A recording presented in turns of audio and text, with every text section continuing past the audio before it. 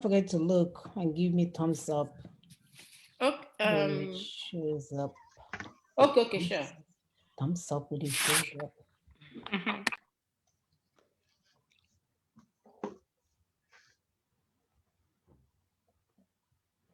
All right. Good morning. I think we are live. Welcome to the program this morning. My name is Muna Chimsag, and I'm here with my two wonderful sisters. I don't know why I'm losing my voice. You know, I like to shout. So let me go back to my shouting voice. So my name is Muna Chimsag. I'm here with my sisters, and I will have them to introduce themselves. Sisters, please go along. Yeah, good morning, viewers. My name is Augusta. I'm here in Richmond, Texas. Thank you for being part of this morning. All right, Sister Queen, your turn. Good morning. My name is Epi Simon Okube, and I'm here in Lexington, Kentucky. Food for thought, please. You see, when you know that your people need you, you will change your attitude to life. You will do things differently. Yes, you, the technocrats, the entrepreneur, the church leader, GEOs and Mama GEOs, bishops, you, the politician, you, the adult man and woman. Yes, you will stop being elusive and become a little bit, just a little bit more responsible. Thank you. Thank you, Sister, for that admonition. Our topic today is reversing our bondage. Reversing our bondage. We know that we are in all kinds of bondage. Just name it. Are we talking about church, the bondage that we have in church? Are we talking about the bondage that we have with people that are oppressing us? Are we talking about the bondage that we have with slave masters? Just name it. It's unlimited. So our goal today is to help us to reverse those bondages because we are going home. You know, we are tired of this. We are tired of being tired. We are going home. So, as our introduction rightfully says, right from the days of General Johnson, T.U. Aguiyi, the people of Nigeria heard their leaders and their proposed leaders said, I want to stamp out corruption. How do you stamp out corruption when you are corrupted, when your foundation is corrupted? You know that is the highest statement of deception when you say you want to stamp out corruption, but you lie to bathe and marinate in the same corruption and injustice. It is no more a secret that most country borders created in Africa by the colonial masters were intentionally and maliciously created with corruption on their minds, with the idea to perpetuate stealing, injustice, and backwardness. I'm trying to see what's dinging on my phone. Is making me crazy. All right. For some reason, my phone connects to my laptop and it picks up everything from the laptop. All right. So if you are tired of being tired, if you are tired of being lied to, if you're tired of being deceived, if you want a new course for yourself and your people, join us today so that we can learn more about the pathway to our freedom. Remember that we are the majority now, thanks to LNC and its MNN Alliance. They've been working hard. A lot has been going on to free the indigenous peoples. You will hear about actions launched, timeframes given to reverse our political bondage, especially economic bondage, spiritual bondage, cultural bondage, and many more. So we are going to start today with a video of the group that called itself Coalition of Ariwa. They should collide anyway. Coalition of Ariwa Youths. So give me one moment. I have that video up. Hopefully our social media owners have not disarranged it for me. So 1 minute.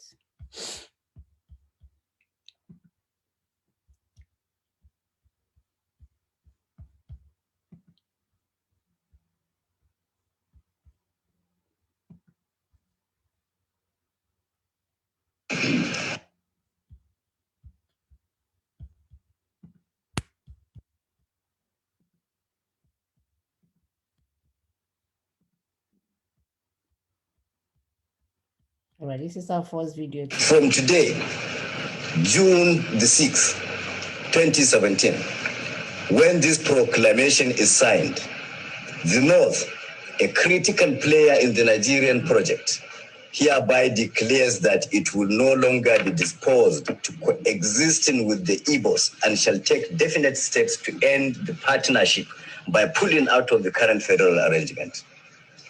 2.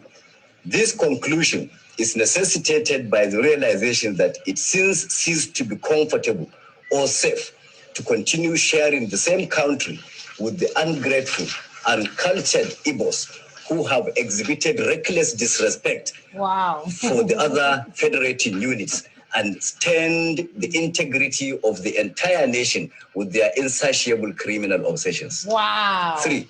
Rather than certain sections holding the whole country to ransom at every stage, each should be allowed to go its own way, as we categorically proclaim today that the North is fed up with being the same country with this pack of acrimonious Igbo partners. Amen. So we are leaving then. Well done on Shenketa. Look at this useless guy. The guy that is calling himself a youth at 70. I don't want youth forum. Are you guys kidding me? Sister Augusta, please go ahead. that is what these idiots brought into our system. A 70-something-year-old man is still a youth. I mean, it doesn't make sense.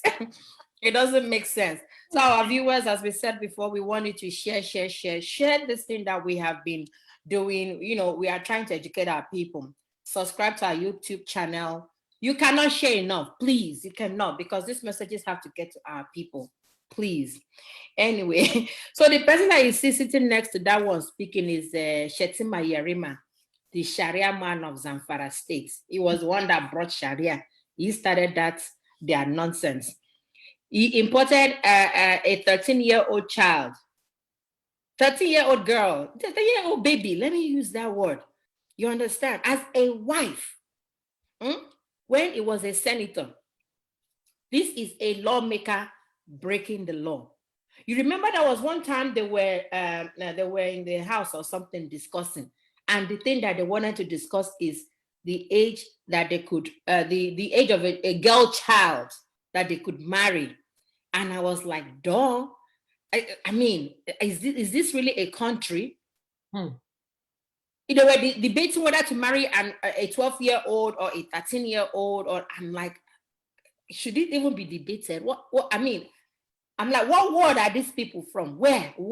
And yet they are the people we are in the country with. It doesn't make sense. This is the highest level of impunity, but yet we are with them. How can that even make sense? My 13-year-old is thinking about how to get into the big colleges here in America. And they are thinking about marrying a 13-year-old that probably doesn't even know if she started menses or not, doesn't even know how to take care of herself. So this is our supposed lawmakers. That is crazy. This press conference took place in the Usman Kassina House in Kaduna, which tells the whole world that the Northern establishment and the government of Kaduna State, they knew and they endorsed this toxic pronouncement of the so-called youth. Some of these people that you see, their grandchildren are already headed for school, but they are here telling you that they are youth. Oh my God. Sister, could you please continue?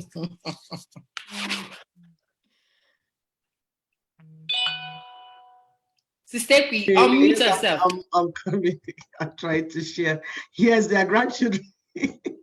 Sister Ola, Mr. Augusta, it's so terrible when people say that they're youths and they're almost to their grave with their grandchildren in secondary school, and they're still youths. And they want to, they still advance. Sorry? They lie to themselves so much, they actually believe everything about them is a lie. That they think they're also youth. It's terrible. My people, it's no more news that we are in serious problem. I mean, when you look around you, when you listen, you will know there's trouble. This is an existential threat to all the indigenous peoples of Nigeria, not just the Igbos or Biafrans. The Igbos might be the ones that make noise, oh, we're marginalized, but everyone is in trouble. Nigerians are victims of Nigeria. Every Nigerian is in trouble, serious trouble. Sister one of our very good friends, Dr. Posi, will say, kill Nigeria before Nigeria kills you. Exactly. So we are all in this together. We are in trouble. We are all in trouble. So we need to kill that Nigeria before it kills our people. Continue. I'm sorry to interrupt you. No, you did it, my dear. My Igbo brothers and Biafrans that make it as if it's a Biafra only thing. You're missing the point. You don't understand what is coming. You don't even understand the size of the problem. You don't even understand what we're talking about. You think it's a small thing. You make serious mistake because with the solution, if you don't understand what the problem is, if you don't understand the size of the problem, what you will prefer as a solution will be something you will miss it because you don't even understand your problem. My people now, you need to understand the size of the soup we are inside so that you know the type of spoon to go and get to start drinking it. If you get teaspoon, you will not go half. We need giant cooking spoon to drink this hot soup that we're inside. And we need big fan to be blowing it so that it will cool down. We're in a serious mess.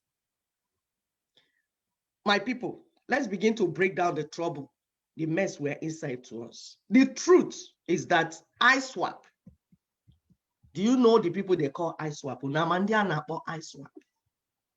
The Islamic State in West Africa, or other people call it Islamic States West Africa Province, aka Boko Haram. They want to take over the entire Nigeria. All, not just Igbo land. From beginning of it to the end of it. They've already started from the north and they have taken over the entire north completely. What you're seeing as Boko Haram strikes in the northeast is them cleaning out the Hausas, the indigenous people there. They took them over like 100 years ago, politically, religious, why everything. They are now sweeping them out, cleaning them out and taking their land one by one. They have moved from there. They are now in Middle Belt.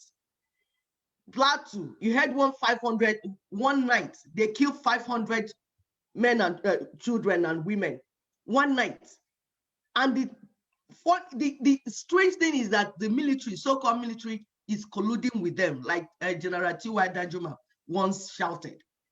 Then they enter Kaduna, southern Kaduna. They've been there since Christmas night massacre. Then they enter the middle belt. They want the entire place. And once they finish, you can see they've entered Yoruba land now. These people that are the jihadist terrorist organization based in northeastern Nigeria, they are based already in Nigeria. Also, they are active in Chad, Niger, northern Cameroon. It is not a joke. This is not a joke at all. You might be seeing Fulani headsmen, seeing their little fingers, thinking, is it not this Fulani? Oh, we can take them out. The big beast, the main beast is inside the forest. Sitting down inside the forest, Nekume. The main beast inside the forest. Yes, breathing hard and strategizing. The headsmen you're seeing, and in this show, we're going to show you some of the things coming. They have a multi-dimensional strategy. Terrorism is part of what they're using. Economic approach, politics, religion, spirituality, culture is multi-dimensional.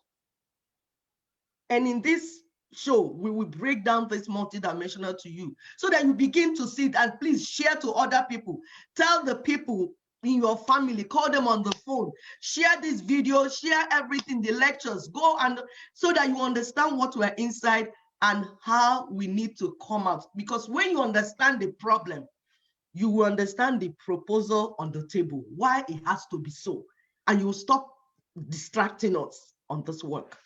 Thank you. Please go ahead, Sister Mona. All right, so here's our next video.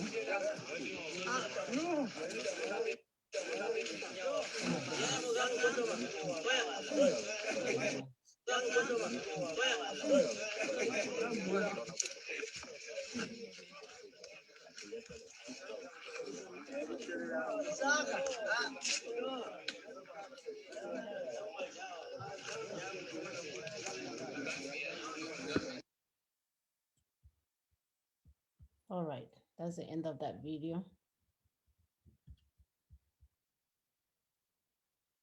Ms. Augusta, go ahead.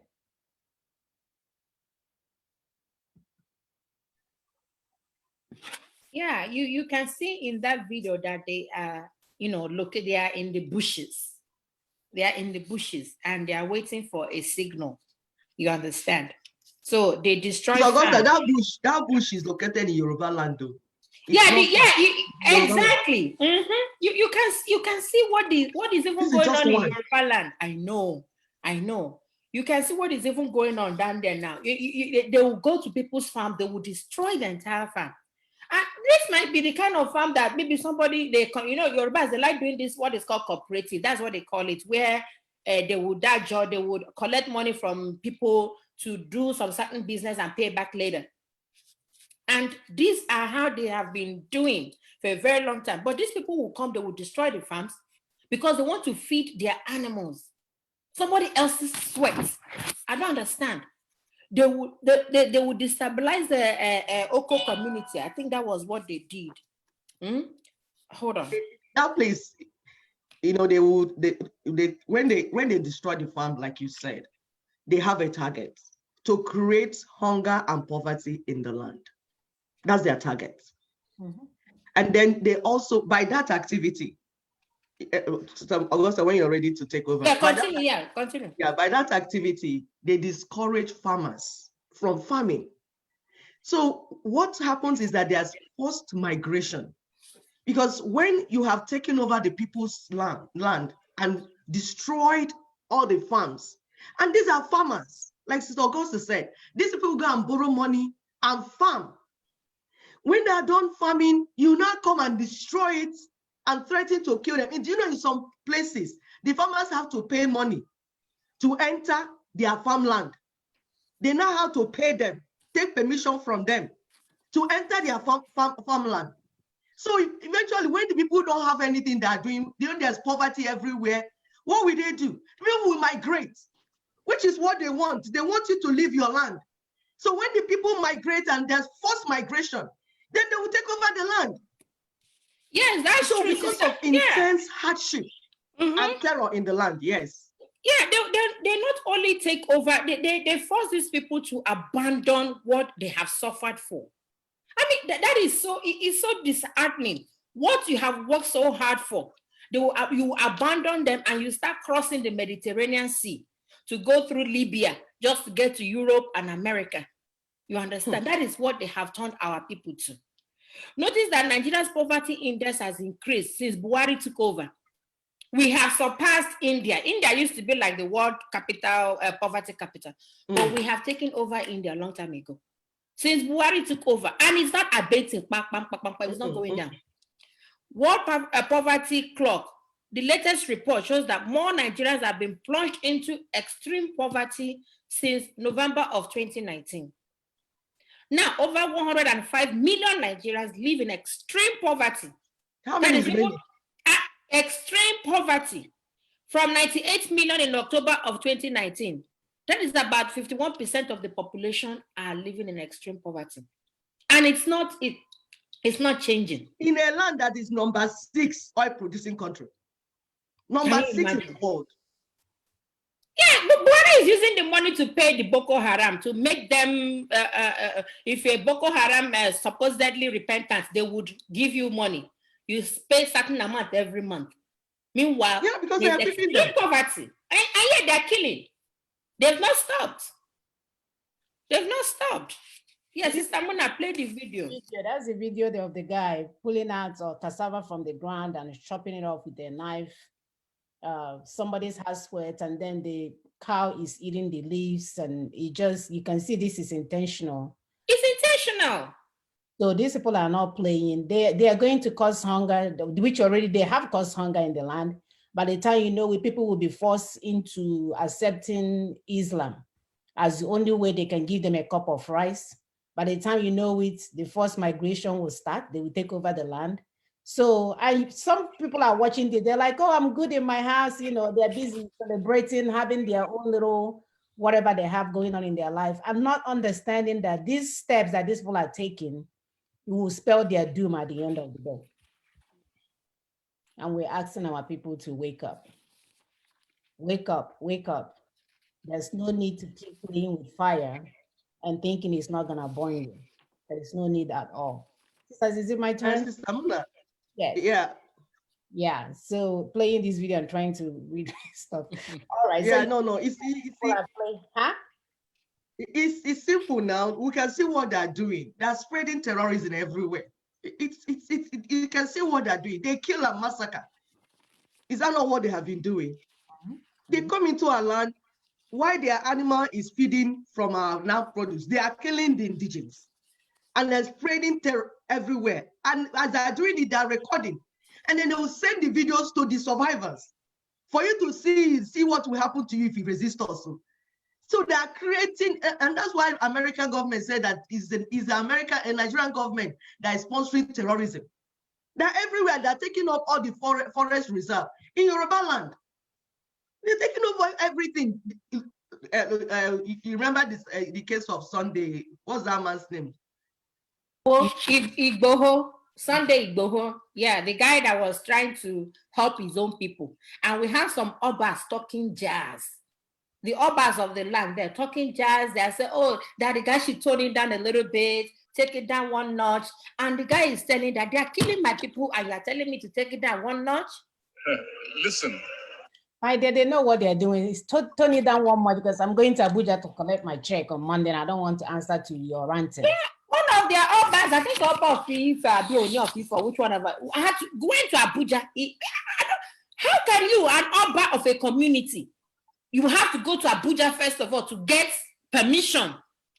You have to go because to Abuja to get permission. They placed all of them on salary. You know, that's what they did. All the traditional rulers, they placed them on salary. The person that is paying your salary is the person that has charge over your life. So anything you need to do, you must go and get clarification. If not, your salary will be cut short. It's all about money. So they don't mind that people getting killed, getting displaced, just because they want to get small salary. Absolutely. Okay. That's the least of their problems. The Yorubas must continue what they're doing because their forest reserve has been taken over. If not for the governor, that governor, I don't know his name. That's Sunday. Which one of them? Is it the one of those states? They're doing a good job there because they're better than the governors in Southeast.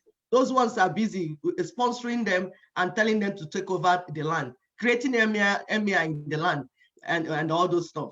So the Yorubas, we commend them because they're already in their forest reserve. They're already there. Before you know it, the type of killings that you had in Jos will start happening in Yoruba land.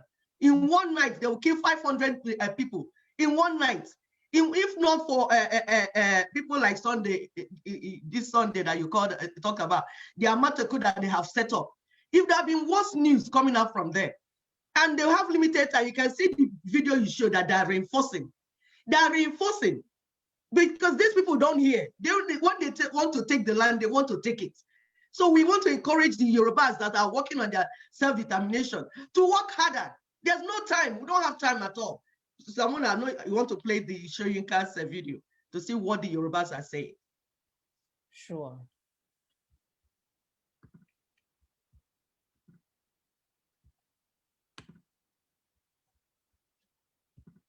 Ruga is going to be an explosive issue, and it had better be handled very carefully.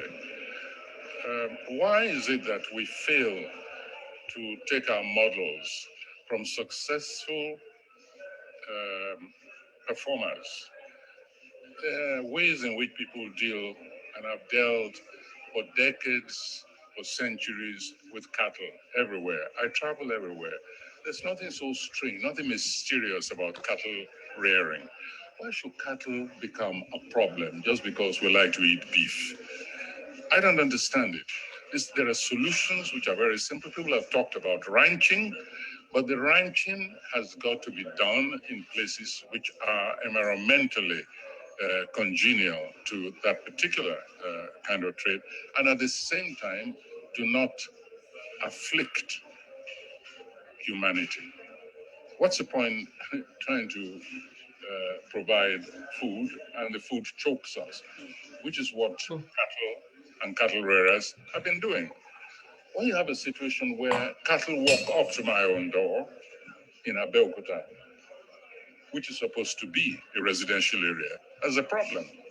When cattle go to Djibouti and eat up Shodipes, yes, who's planted cheap, and they eat up the seedlings, and this is somebody working towards guaranteeing the environment by replacing. He's a furniture maker, and he plants trees to replace the trees, the wood which is used, the timber which he has used, and then cattle come and eat up all of that. And you expect people to sit down and be quiet? And then Buhari took such a long time. For me, he deserved, and I've written this down, he deserved to have lost the last election, if only on account of the lackadaisical and attitude which he took to the issue of cattle rearers. People are being killed in hundreds till today. And it's only because of the failure of leadership at the critical time. That's the most important. And the cattle rearers have been given a sense of impunity. All right. So this cattle thing has been going on in our land. Some of these so-called leaders, they were watching when they wouldn't allow our children to go to school. They will come and chase them out of the school. The cow will be in the class and the children will be running. So this has been an ongoing problem. And it's sad to me, really, rather that people are just sort of waking up now to say, I mean, it's okay that they are. But this is what we keep telling you guys about these so-called our leaders or elites. They will sit there and sit there and sit there and watch things until they see a cow in front of their house. And then their residential had them be like, oh, damn, there is a cow problem. Really? So you have not been hearing for the past 3 years that the cow has been marauding all over our land and eating things everywhere and chasing children out of the school? Are we just waking up to this because we are living in a cocoon somewhere thinking it's all about us? But anyway, I'm not taking anything from Wole Soyinka, but these our so-called elderly or youths, as they call themselves when they're 80 years of age, they are quite, okay, let me not finish that sentence, but I'll let you guys carry on. It is sad to me. It's sad. Yeah, that was Professor Wole Soyinka, and we are grateful that at least someone is beginning to speak the truth, because we know that some of them are afraid of their lives. I was in a forum where somebody was saying, why is Soyinka talking now? That he spoke a lot when Goodluck was in power. Why didn't he talk all this while that Buhari has been doing what he has been doing? I say, no, Goodluck will speak English with him, but Buhari will not. Buhari will all kill him off. So probably they're afraid of their lives. We don't know. And their children also will be telling them, Papa, please don't talk, or I don't want you to die. I don't have money for burial. So this thing is multifactorial. And that's why we're saying that we, the people, are the ones that will stand up. By the way, Soyinka was instrumental in the 2007 UN DRIP, the Declaration of the Indigenous People's Rights. It was part of how that instrument came to us, that we have it today to work with. So those that are working, we appreciate you. Those that are not working, please stand up and start working. Do something with your degree. Do something with your brain. Because these people we are dealing with are very systematic. They are very patient, systematic, and they move from one step to the next one. And they're not even playing. They come and take over the local politics of the land, just like they have taken over Nigeria political atmosphere since 2015. No wonder Buhari had to run. Was it 3 times or 4 times? When he will fail, he will come again and run. Because he had the agenda. People were asking, what did Buhari keep inside that sorok? That he will even fail, cry, use that kerchief and cry and say, I will run again. When he goes inside, his Boko Haram people will tell him, you are lying, go back and go and run. He continued. People were wondering what is going on. They even had to import underage voters from outside to come up. You could see that they are pursuing something very serious.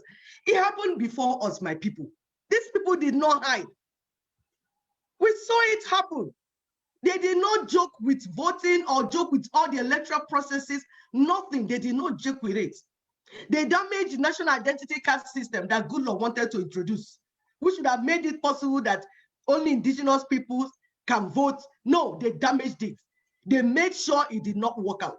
When they found out that they needed help, they went to America to go and bring Obama and all of them to come and help them to make sure they get into that place.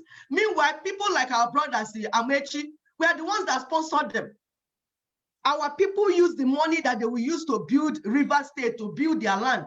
The one of Yoruba land. What's that man's name? What's that Yoruba Papa? Which one of them?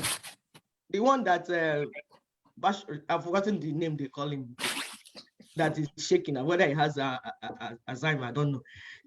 That has been in political, that the one that was in Canada, taxi driver in Canada, now came in to Is it Tinubu? No. Tinubu, yes, Tinubu. The name too plenty, I don't know them. It's Chicago. Oh, Chicago, hey, Chicago. Story is too much. Taxi driver, Chicago. Yes. He now came back and used all the money in Yoruba land to go and sponsor Boko Haram, to come and take over Yoruba land and be in Yoruba forest and be killing them. Which one we want to talk, Sam? They will come in and change the demography of the place, manipulate the population. Nepotism everywhere. You can see all the Christian language. Sorry? They also speak the language too. Exactly. They speak, they eat our food, change everything. All the crucial arms of government in Nigeria have been taken over at national level. We are seeing them do this thing. They did not hide it. Now they are penetrating state governments in Imo State. Someone that is number 4. They brought the person that the people wanted and put him there. Took over judiciary, took over everything. They are penetrating to local governments. Now they have gone to the level of town unions. My people, Igbo people, you know the meaning of town union. It has finished now. What is remaining? They picked whom they wanted as the president of Ohanese. I'm telling you. A man on wheelchair. It's not as if Roosevelt was not on wheelchair, but we know what we're talking about. Our people, when you talk about Ohanese, for people that don't understand Igbo language, that means the people and the king. Exactly. So they finished us. They penetrated everywhere. Very systematic and strategic. These are not the people that you use shouting on the radio to win over. You can't stay on the radio and be shouting, pra, pra, pra, pra, pra, and that's all you're doing. You can't use it to win these people. They are too determined to get whatever they want. And they're systematic, going from one level to the other level, not looking back. Sister Muna will play us a video of what Obiano did at Oko community. Because when we are telling you people at Anambra State, Obiano, he said that the Igbo people rejected him, that the Fulanis are the ones that brought him. So he had to put Fulanis into his government. Now he has started with Oko community. The town union, they want to put their Fulani candidates as the president of town union at Oko community. So that we don't go into an anarchy town, especially in this election year. People are not happy, the boys are not smiling, and we want Oko to be like OKTT town used to be in the time past, where anarchy and violence erupts uncontrollably. That's why I have come to you to ask you for this support. And I don't think it's too much for a support if you ask it. My name is Awan Kochukodu. I'm a civil servant, Federal Protective People. Constitutionally, the election of Oko is supposed to come on 31st of December 2020. Oko wrote to the government for an observer. We sent one Mr. M.S. Ibanugo. He did came on that fateful day. Because some smart play took place, some persons were found with up to 200 to 200 receipts on the election day. The intention is to bring in mercenaries and issued this CC to come and vote as a member of the community. Wow. When this issue was observed, people raised an alarm. Ibanuko Ernest suspended the election and demanded that the local community should route to them anytime they are ready for this election. Surprisingly, the said Ibanuko wrote to the local community telling us that election is fixed on the 11th of January 2021. I am surprised as how an observer will come and conduct an election. Welcome to the neighborhood, my dear. Welcome. Go ahead, sisters. Okay, we can see what we're saying, that they have to import foreigners into Oko community. Are you people understanding, my people? Are you beginning to understand what we're talking about? They change demography. Then when they suspect that they don't have enough Fulanis in the community to vote whatever they want, these people said, if you watch that video, we're going to have all these videos in our Facebook. If you watch part of that video, it said that even when they stood on the line in their meeting, they started noticing strange faces, people that were not from the land. Because the way our land is, we know families. Our land is not like a foreign place because it's ancestral land. So we know which family is here. So when a stranger is in the community, you will know. These people started seeing how they imported, just the same way they did in Nigeria government election, national election, how they imported foreigners for the Nigerian election. Now it's more difficult with Nigeria because you don't know who is who. But they have the audacity, even in community election, to go and bring foreigners into the community to vote the type of Fulani person. It might not be Fulani biologically, but it is somebody that they have already negotiated with to come and take over the land. This is what we are asking the people that say they want to have Biafra inside Nigeria. We are asking them, what plan, those that want to say they want to use the customary courts, they want to play Nigeria politics more, they enter. I say, how do you stop the Nigerian Fulanis? How do you stop them from legally living in your land and becoming the Igwe of your town? How do you stop them from becoming the president of your town union? How do you stop them from becoming the local government chairman? How do you stop them from becoming senators, governors in your land? How do you do that? When you know that they have politicized and monetized everything, can't you see that the Fulanis will eventually twist your arm and achieve the same goal that they started planning since 200 years ago? Remember, like we said, they are very patient, very committed, and strategic. They don't look back. When to run is now. Fulanis are not the ones that you say, when you eat with the devil, you have to eat with long spoon. When you're eating with the devil, that you have to eat with long spoon. Does the devil, you and the devil, do you have the same type of menu? You don't have the same type of food. Why will you not be eating with the devil in the first instance? Not talk of whether you use long spoon or use short spoon. We need to run. We need to run, people. We don't have time. They are taking over everything that we have. Every structure, every system has been taken over, down to town union. We are finished, people. We need to run now. We don't have one more moment to continue with this discussion with Fulanis. Keep screaming on this show. Our men, they have sold us out. And when I say, people will say, oh, it's not just the men. Who is in charge of all of these things? And what like an Igwe woman before? Have we had a woman as Igwe before the land? No. Have we had women as governors of the land? Who is responsible? Can somebody help me to begin to name these things? Who are those responsible for this action taking place? They are watching. They are all watching. And I'm telling you, just like a horrible husband will go and invest the last income that they have for the family, when that money gets underwater, all he can come home is to sit down and tell you that his blood pressure is high. And you guys have already drowned by then.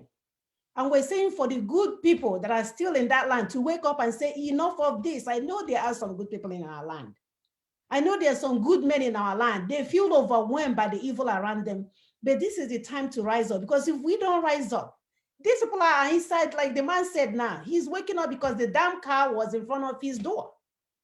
But this thing has been going on. Are we waiting for them to come and line you guys up and kill? Because to start with, they will kill the boys, the men, and they will take over the women. That's what they're going to do. So are you going to be making all gallivanting and making all this noise? And another man that will be making fun of Lamajiri, this, wonderful, and they don't know anything. They are systematically destroying who you are. And you guys are busy profiling your homes, your big homes on Facebook, your cars, your big parties that you're having. And they're telling you that we are in a dire situation. And people are busy doing other stuff. It's heartbreaking, because as mothers, when we see all this nonsense going on in our land and our children, it's like no one is speaking for our children. The one that's supposed to be the head of the household, that's supposed to protect the household, has given up the household. Like we said last week, they will know that the Fulanis are raping their women in the background. They will actually go and get lubricant to help them finish it off. That's what's going on in our land. When they speak from both sides of their mouth. They are not even bold. Everybody's all about me, myself, and I. Me, myself, and I. When we are saying we are in a dire situation, D-I-R-E, dire situation. Our demise is around the corner if we don't get up and change all these things around. All right, I'm going to play the next video. This is the Cornell Nyam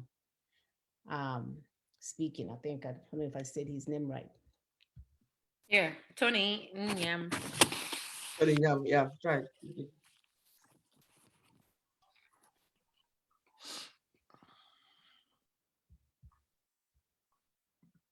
It's a reserve everywhere else in the world.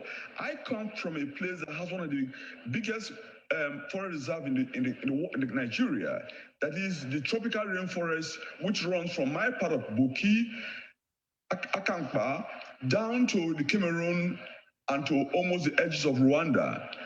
It is a reserve. My people can't even go in there to farm. So when you have a forest reserve and a governor is trying to enforce what is the law, that a forest reserve cannot be, you cannot trespass.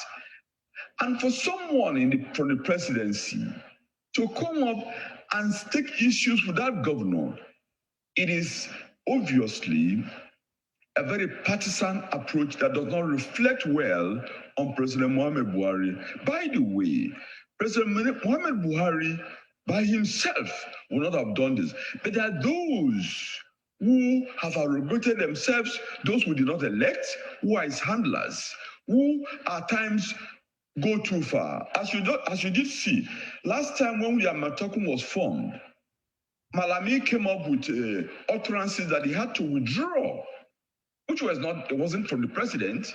And I assure you, if you go and check deeply, the president wasn't aware of this statement by, is it Garuba or Garbage Shehu? All right. So Sister Gosa, go ahead. Yeah, in as much as he's doing the right thing, but saying that Buhari is not aware. Okay, he has dementia, so let's give that. They're lying about everything. They will speak here. They will say, "Oh, there is a cow coming in front of my house." But Buhari said he didn't know that it is his cow. It was his cow. It's like they can't even finish their sentences. They will begin to say something, and I don't know if somebody is under their behind and poking them in the butt and say, "Bam, change the topic." You will see them contradicting what they're saying. When they are saying, it's sad. These are sad. It's just a question of someone. Yeah, go ahead, Sister Iku. It's a question of people not being thorough.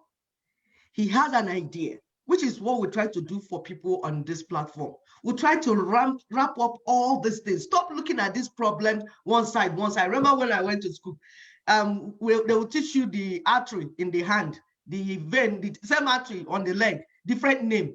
You will not understand that this artery that is in the hand is the one that is running to the leg and becoming this sort of thing. Because but if you learn it like hand on, leg on, you will not know that it's the same human being we are talking about. My people say, if you see any elephant, they say, describe what you're seeing. Those that saw the leg of elephant, we say, they are describing leg of elephant. Those that saw the horn, we give a different description. Meanwhile, it's the same elephant. So some of our people are not thorough. They drag one information and run with it. That's why they're still not understanding the part of Buhari in all these things. They're thinking, oh, it's the advisors. They're not advising him well. What are you talking about? No, it's an agenda that they've had for a very long time. Sister, Exactly. remember you said that he continued to contest for the election until he eventually stole it. So, I mean, one stole, whatever. Yes. So it is an agenda. It's an agenda. It's a script. They are reading through a script. So for our people not to confidently come up and say, this is it, that is what baffles me. You understand? You know, oh, Buhari does not understand. Buhari has dementia. Buhari is not unaware.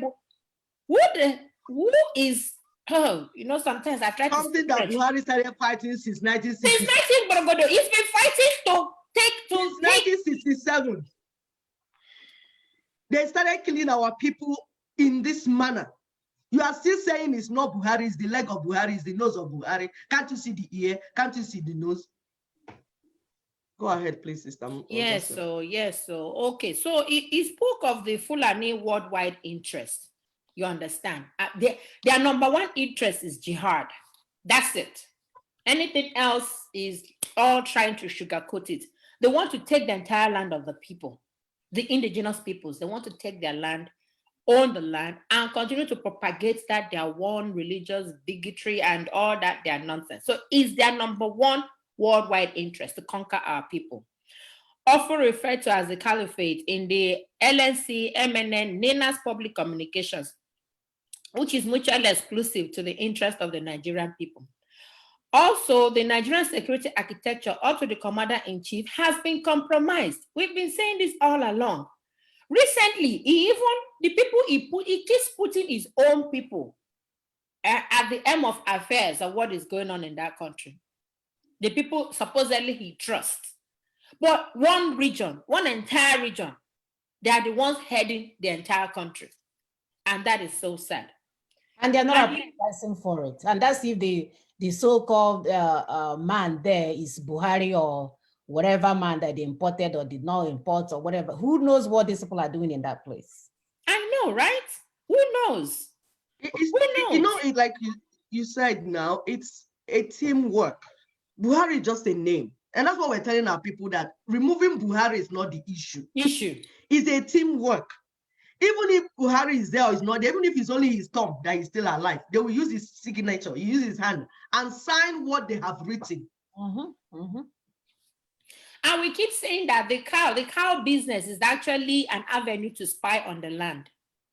You understand? Our people don't know this. They think that these people want to come and sell cow. No.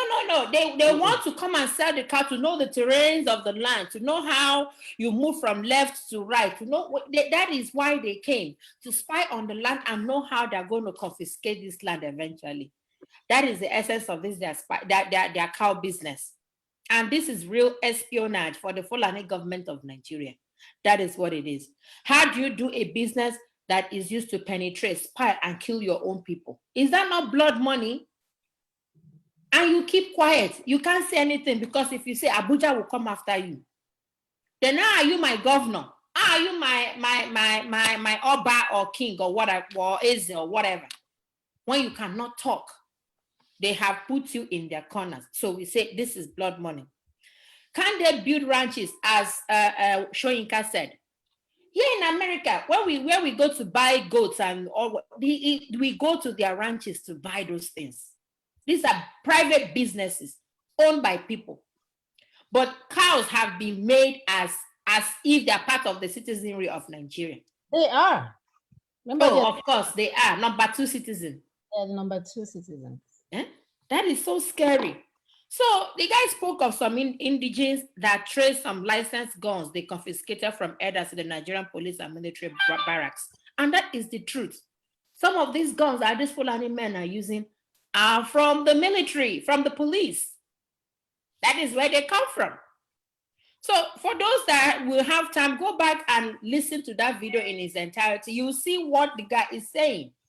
That the Nigerian state, as it's seen, is a state that is sponsoring terrorism. It's a country that is sponsoring terrorism. And that is why US has designated it as a country of interest. So we need to understand this. They are the ones sponsoring it. It's not as if the Fulani, why would the Fulani get AK-47 if it is not being provided by the government of the day? So that is the truth. As we said, everybody, please share, subscribe. These messages are important to get to our people. Continue, Ekwe. Yes, please help us to share. Like, if you're watching, just like. If you like, other people will see the video, and you are playing a role in disseminating this information, because our people need to wake up. Our people need to wake up. It's not a joke. It's not whether you want one Nigeria or you don't want one Nigeria. That's not the thing. The thing is that these people are upon us, and it's to kill us that are coming. They're not here for business. They are not here for us to interact with them. They are coming to kill our people, kill everyone, and take the land. And those that are saying that is impossible, how is it impossible? Are you not seeing what is going on? And this is why they entrapped and endangered indigenous nationalities across South and Middle Belt of Nigeria under the name NINAS. NINAS is Nigerian Indigenous Nationalities Alliance for Self-Determination. So on December 16th, 2020, they raised a sovereignty dispute. Am I coming out? Okay, so they raised a sovereignty dispute. They gave a 90-day notice of constitutional force majeure to the illicit Fulani government of Nigeria, because what we have is not federal government of Nigeria. It's Fulani government of Nigeria. You can see it. Everybody, anybody, all of them in that place, they're all Fulanis. They have taken over the land. So since the life of this 1999 constitution is renewed every 4 years through Nigerian national elections, NINAS has therefore requested everyone to immediately make sure that all political parties suspend their activities until we resolve these disputes, until we know where we're going. Stop rushing to elections. Let's find out where we're going first. After all, it is that Fulani book of Lucifer that you will swear to when each time you want to come and lead us. That's the book.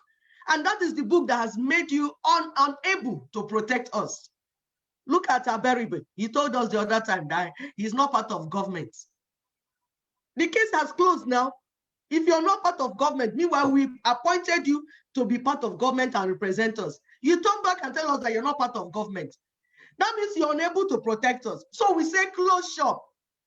Close shop. Let's resolve this issue first. Since you're not part of government, so you don't have power to protect us. The governors can't do anything. The senators can't do anything. They will just wait for them to kill us. So the task is simple. This tax that NINAS is proposing is going to be achieved through the neighborhood machineries in various regions. In Southeast, Southwest, Middle Belt, they have people on ground that are working with. For instance, in our place, Southeast, is LNC, Lower Niger Congress. They're the ones working with NINAS. So please find out the machinery in your own area, in your own region. If you're from Middle Belt, find out the people working with NINAS. If you are from Yoruba land, find out those that are compliant with NINAS, because everybody is talking right now. Everybody is saying freedom, freedom, but we need coordinated action. We need coordinated moves. So NINA is like umbrella for everyone.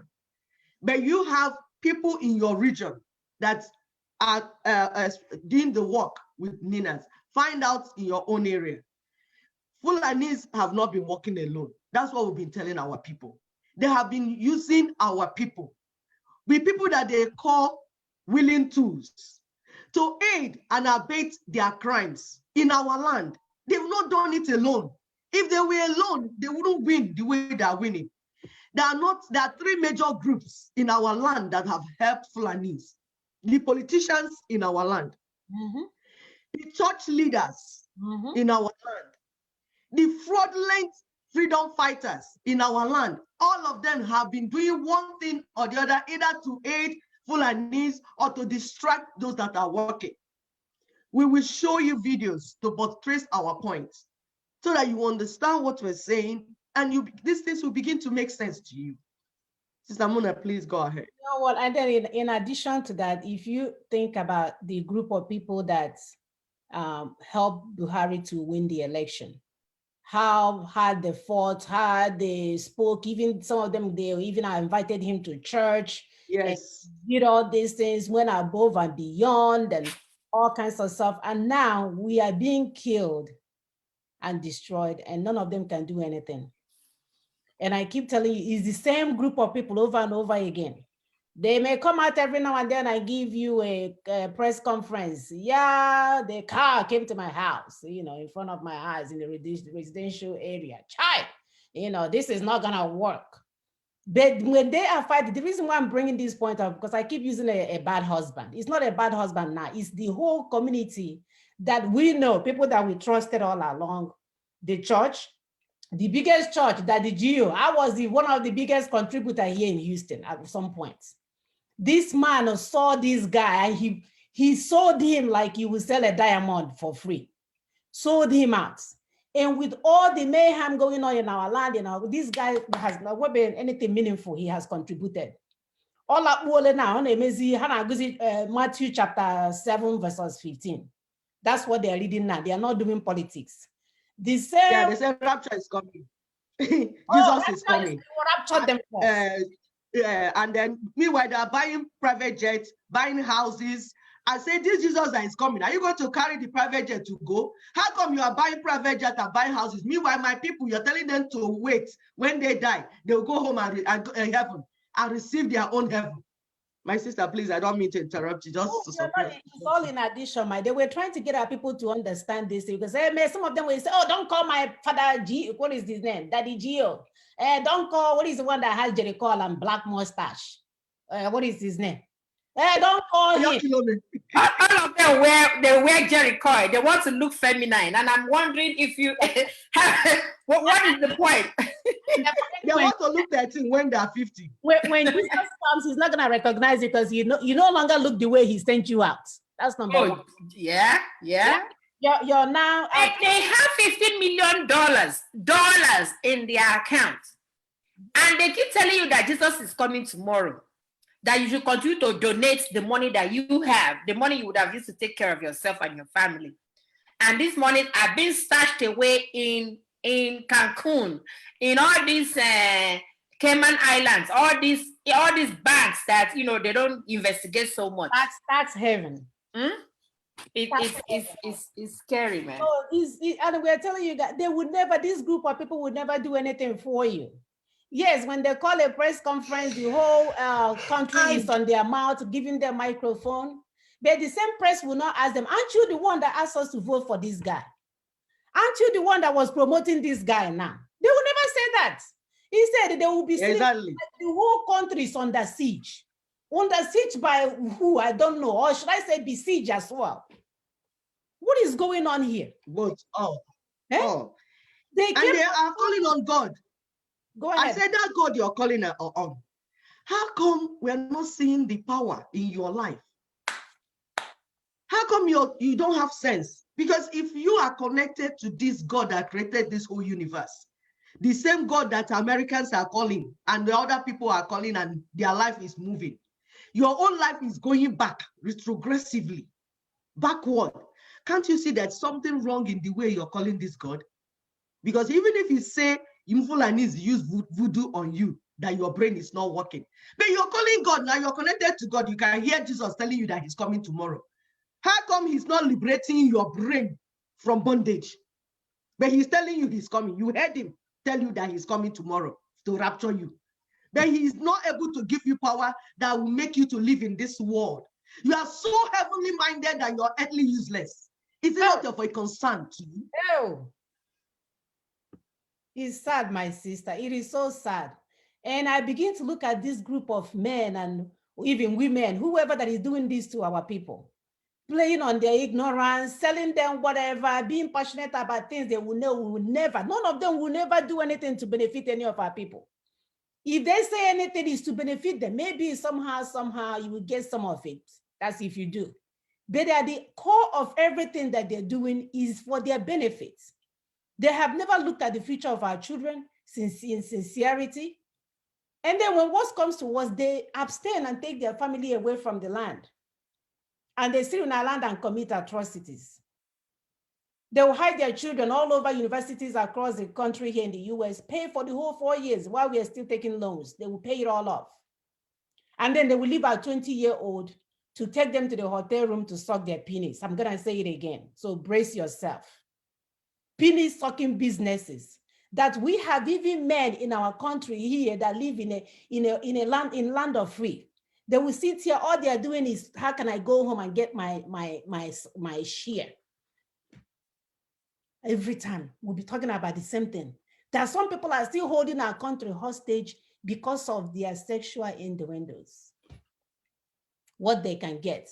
They would rather have everything to be a status quo so they can continue to have access to a 16-year-old and 13-year-old. And these are grown men. Oh, I forgot, they are youths. They are youth at 70. We're going to show a video. You will see one of your so-called leaders sitting there and doing his own thing, and have that he's so comfortable now, he's videotaping himself. But when I say it, people will say, Sister Mona, don't say that, don't say that. Hey, Chineke, Sister Mona, you're so, But this thing, I've been telling you guys this thing is continually going on in our land. That people will live here from America, they will go in a hotel, hang out, they will say good life in Oruku, good night in Oko, all because they have access to our babies. Our baby girls, and they're hiding their own children here. Heaven will not allow you guys to continue doing this. Let me start this video. Don't know how many of you saw that sex video 2 weeks ago, starring a federal commissioner for public complaints, Imo State, Mr. William Amadi, and 2 background actors. At the time, it didn't mean anything. You know, adults are their game. But this weekend, that story took a new turn, a turn that gives concern. A 20-year-old boy has been jailed for 12 months. Over what? Blackmail and defamation of character by way of doctoring that video.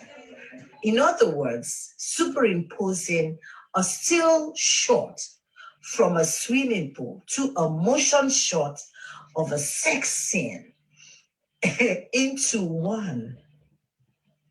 Really, Mr. Madi? I mean, like, how did you get this done? In 2 weeks, you have identified a suspect, arrested him, investigated the case, arraigned him before a court, gotten judgment, even jailed him for 12 months.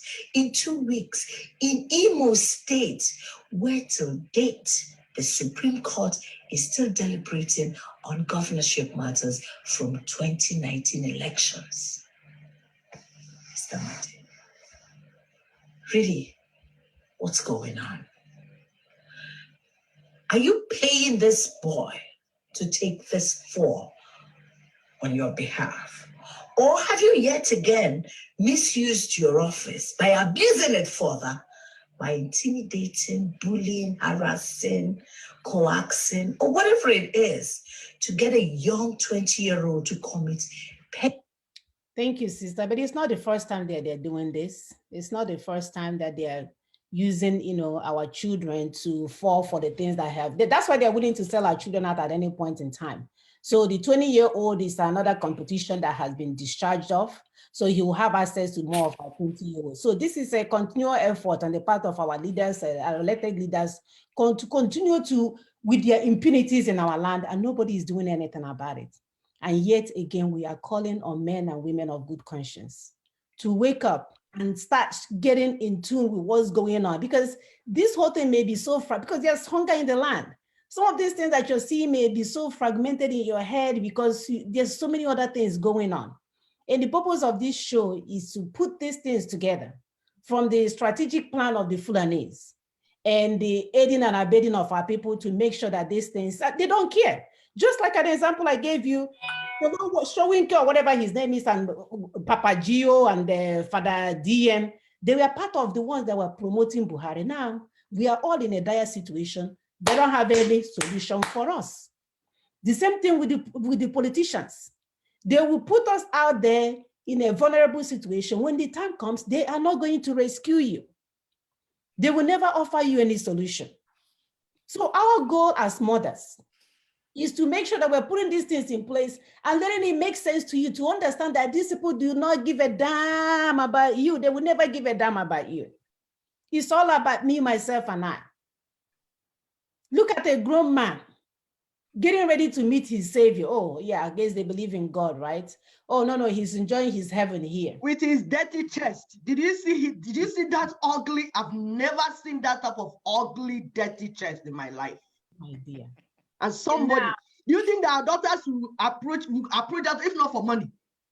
Do you think that our daughters will see that thing and say, okay, if not for money, great chest, ugly? He couldn't even shave. Oh my God. Sister Mona, I mean, if that video, in all honesty, I couldn't bring myself to watch it, apart from it being very explicit. Yeah, it's so disgraceful that this guy's face came on. That Commissioner Amadi or whatever his name is, his face was obviously in that video. He recorded himself so he can show his other people how he's getting his groove on. His groove on, correct. And at the end of the day, a 20-year-old guy, his name is Peter Wonke. And I'm wondering, that's my husband's nephew's name as well. Anyway, no, he's a police officer. Anyway, so this guy, I don't know how they coerced him to perjure himself. I don't know what they have against him. Did they give him money? Probably they say, okay, just go to jail for 1 year and for my sins. Go to jail for 1 year for my sins, and I will give you a certain amount of money, or I will train you in school. And that is what we are saying. Because our people don't even know their rights. As a commissioner, he should be losing his job. He should be the one going to jail. There has to be an outcry, a big one, for him to even show the faces of, those girls doing whatever it is that they are doing. So he should be the one out there. He should be in jail. He should be in that. There has to be an outcry. So Imo State, as big as Imo State is, cannot put this guy in jail. Rather, they put a 20-year-old in jail for the sins of an old man. We can't take this anymore. It's so disgusting. But yeah, isn't that what Sister Mona said? It's so disgusting. When he said you are marinating in corruption, you are bathing on it like in it, like rubbing cream with corruption. And you say you want to fight corruption. You are corruption yourself. Your name is Mr. Corruption, Mr. and Mrs. Corruption. So stop bringing that thing to use it and say you want to do election and want to clear corruption. You are corruption. It's you we clear. It's you. You are you. That's what we say. All political parties close shop. Close shop. Political parties close shop. We are telling you, you people are corruption that we will deal with the indigenous peoples. Because all you do is get into there, marinate yourself in corruption and injustice, take your own money, and then do nothing about our suffering. You're not there to represent us. No. And when we ask you, you say you cannot do anything. Okay. We are saying close shop. That's why we're saying it. Until we resolve and bring a constitution that will make us hold you accountable. The type of constitution that the people will write, that will make them insist that the politicians will do what they told us they will do. That we make them, when they do something, we call you back home. When you're a senator, you don't represent us well, we will have the power to say, come back home, Papa. Do a recall. Yes, do a recall. If we see this type of sex video, we say, oh, is that what you went there to do? Oh yeah, begin come. That's the type of power, because power belongs to the people.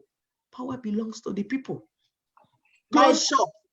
I think God tried to vindicate me with this video, because I've said and people are like, oh my God, they can't even. I believe so.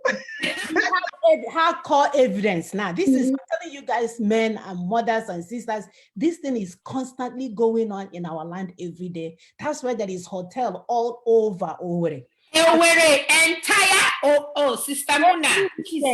Every weekend, the story of the weekend is all road leads to Owerri. That's true. The entire Owerri, there is no street in Owerri. Even they've exhausted Owerri that they are now moving to inside Olo. Virtually, they are moving inside the villages to go and build all these massive hotels. So every part of Owerri, I traveled like 2 years ago, and I was talking to one of the taxi I entered. We're like, okay, why are they not building factories? There was one building we passed, and it was saying like this was a former factory that the guy turned it to a hotel. I'm like, why would he do that? He said, because factories don't work, hotel works. I'm like, how would hotel work? He said, because this is the hubbub. This is where they come to have fun every weekend. All these politicians, all road would lead to Owerri to come and have fun. And guess who they are desecrating? Our 12-year-olds, our 10-year-olds. They are desecrating the land. And then after, Ned Walker will go and marry a child. Will go and marry a virgin. A child that is killing him, clapping for him, saying that he is his money, can do whatever he wants to do with it. That's how and brain damage. Kids. That's how brain damaged our people have become. And who are the people helping them to have that brain damage? The politicians, part of them, the church people. Go ahead, please, Sister Mona. The church will wed him now, because all you have to do is to give pastor money. Even if you bring a 13-year-old, he will wed them and pretend like he didn't know the age. So this is heartbreaking. I'm like, I'm tired. Really, I'm tired. Because I cannot believe that at this point in time, that people are still yet to understand what's happening. Or is it that you are so down and out that you don't even know where to begin? Somebody gotta face this thing. You ain't gonna get it. These people are not going to say, oh, I don't want you to suck my private part anymore. They're not gonna say that too. They will have you suck, your baby daughter will suck, they will bring your husband to start sucking as well at some point in time. That we're saying something gotta give. We gave you guys a story of Hershey chocolates here when it started.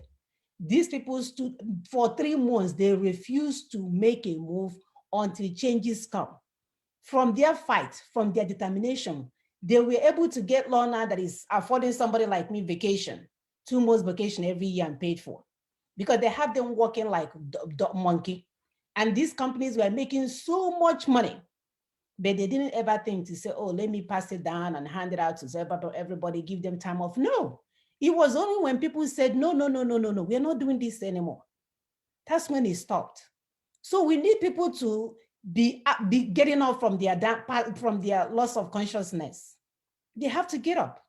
And we're talking about churches, everything else that are out there manipulating our people it's like unending noise in their brain. They can't even have peace to say, okay, let me strategize and think through things.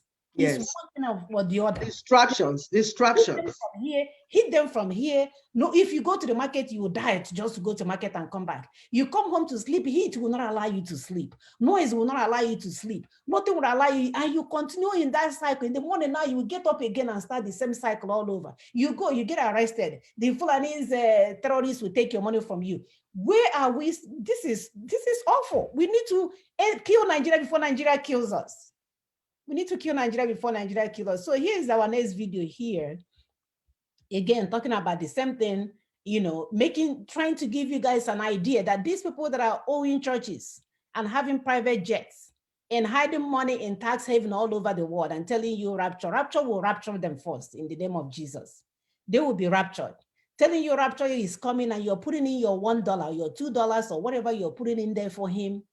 And he has the access. He has money to build, like our guest last week said. There's a way when you have taken all this money from the masses, when time like this, you bring back the money. And exactly. No, not them. They want to collect even more from you, even in your time of need, people. Bottomless pits. During this COVID era, when that COVID came newly, I remember one of the videos where Pastor Adeboye was saying, if you did not pay your tithe, you will not go to heaven. And I'm like, duh, COVID, don't you understand that COVID has incapacitated virtually the entire world? People no longer go to work. They no longer have earning. We don't even have to explain that to him. Let him not go to heaven because we're not going to give him any money. Let him begin to wait because he will not go to heaven himself. I know. Madness everywhere. Okay, here's this guy. Religion. Stop selling hope to the people. Give people practical solutions. Buy farms. How do you buy a factory and then convert it into a church and people come inside and they're praying for employment? Buy the factory. Create jobs. Then from the money from the factory, you can build a church. That's common sense. They don't have it, brother. We need to deconstruct, decolonize the church.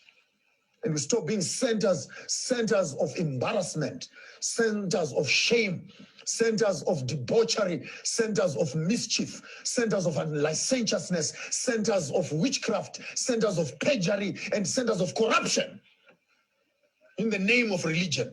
And you don't want it to be spoken about, by the way. Yeah, ministers get very touchy. Yes. They get very touchy. Yes. They don't want it to be spoken about because you are bringing the body of Christ into disarray. There's no body of Christ that is so rotten and evil like this. We need to fix these things as Africans because Christianity has become a partner of colonialism. I'll say it again. Christianity has become a partner of colonialism. Absolutely. Why am I saying that? Because after colonizing us, they were drinking coffee together. They never stood to oppose colonialism. They were benefiting from it. All your cities here have churches that are standing. The church right now in Africa owns more land than many businesses because they were in harmony with the government. May we have some land, please? They were given land. May we have some land? They were given land. Did they even condemn that what they were doing was wrong? The church was benefiting. Even now, there are churches that are still benefiting from colonialism. I'm not ashamed to say this. Even the church that I come from, my own church, is still running on the lines of segregation. Whites worship alone, blacks worship alone. We cannot even unite because of racism. The racism, is it biblical? No, it's not biblical. But the church will not stop it because it is founded on the principles of racism and segregation. And now all of a sudden, some other white man from Europe wants to come and run a seminar in Britain of how we must manage racism. How can a racist come and teach us how to become racist? My brother, see me. How can a colonizer come and tell us how to decolonize ourselves? How do you have a conversation with yourself as an abuser of the system? Now you want to come and tell people how to manage and tolerate abuse. How can you be so narcissistic as an organization that you become so insensitive to the needs of the people that it is a conversation by yourself? You colonize the black people, you abuse the black people. You come around a few days later, you want to help the black people to tolerate and manage the colonialism that you gave to them. Are you okay? My brother, that's where we find ourselves. So, and people are okay with this. Some of our people will not even do anything without getting our so-called colonial master looking kind of person in it because they feel like that's what's going to make it legit. If they see black people speaking and they're like, oh, no, it doesn't look good until they begin to hear someone with a Western accent, like an American accent or British accent. I work so hard to de-accent myself. Yeah. I don't want to be sounding like somebody just to please anybody. No, those days are over, my dear. So up till now, our people are still seeking to have the other people. These people, like we keep saying on this show, they will create chaos in our land, and then they will be the one to show up with a video and show our children with running nose and flies all over their face and say, help the African children. Yeah. Help the $30, 30 cents a day. Yes, we give African child food in the morning, then the afternoon. Boo, yes. Like me. There was a baby that I sponsored in Kenya. I'll be sending money because $23 a day will fix them through their foundation. Through their own foundation. So you cause chaos in my land, take resources. Now I'm paying you to go and fix them.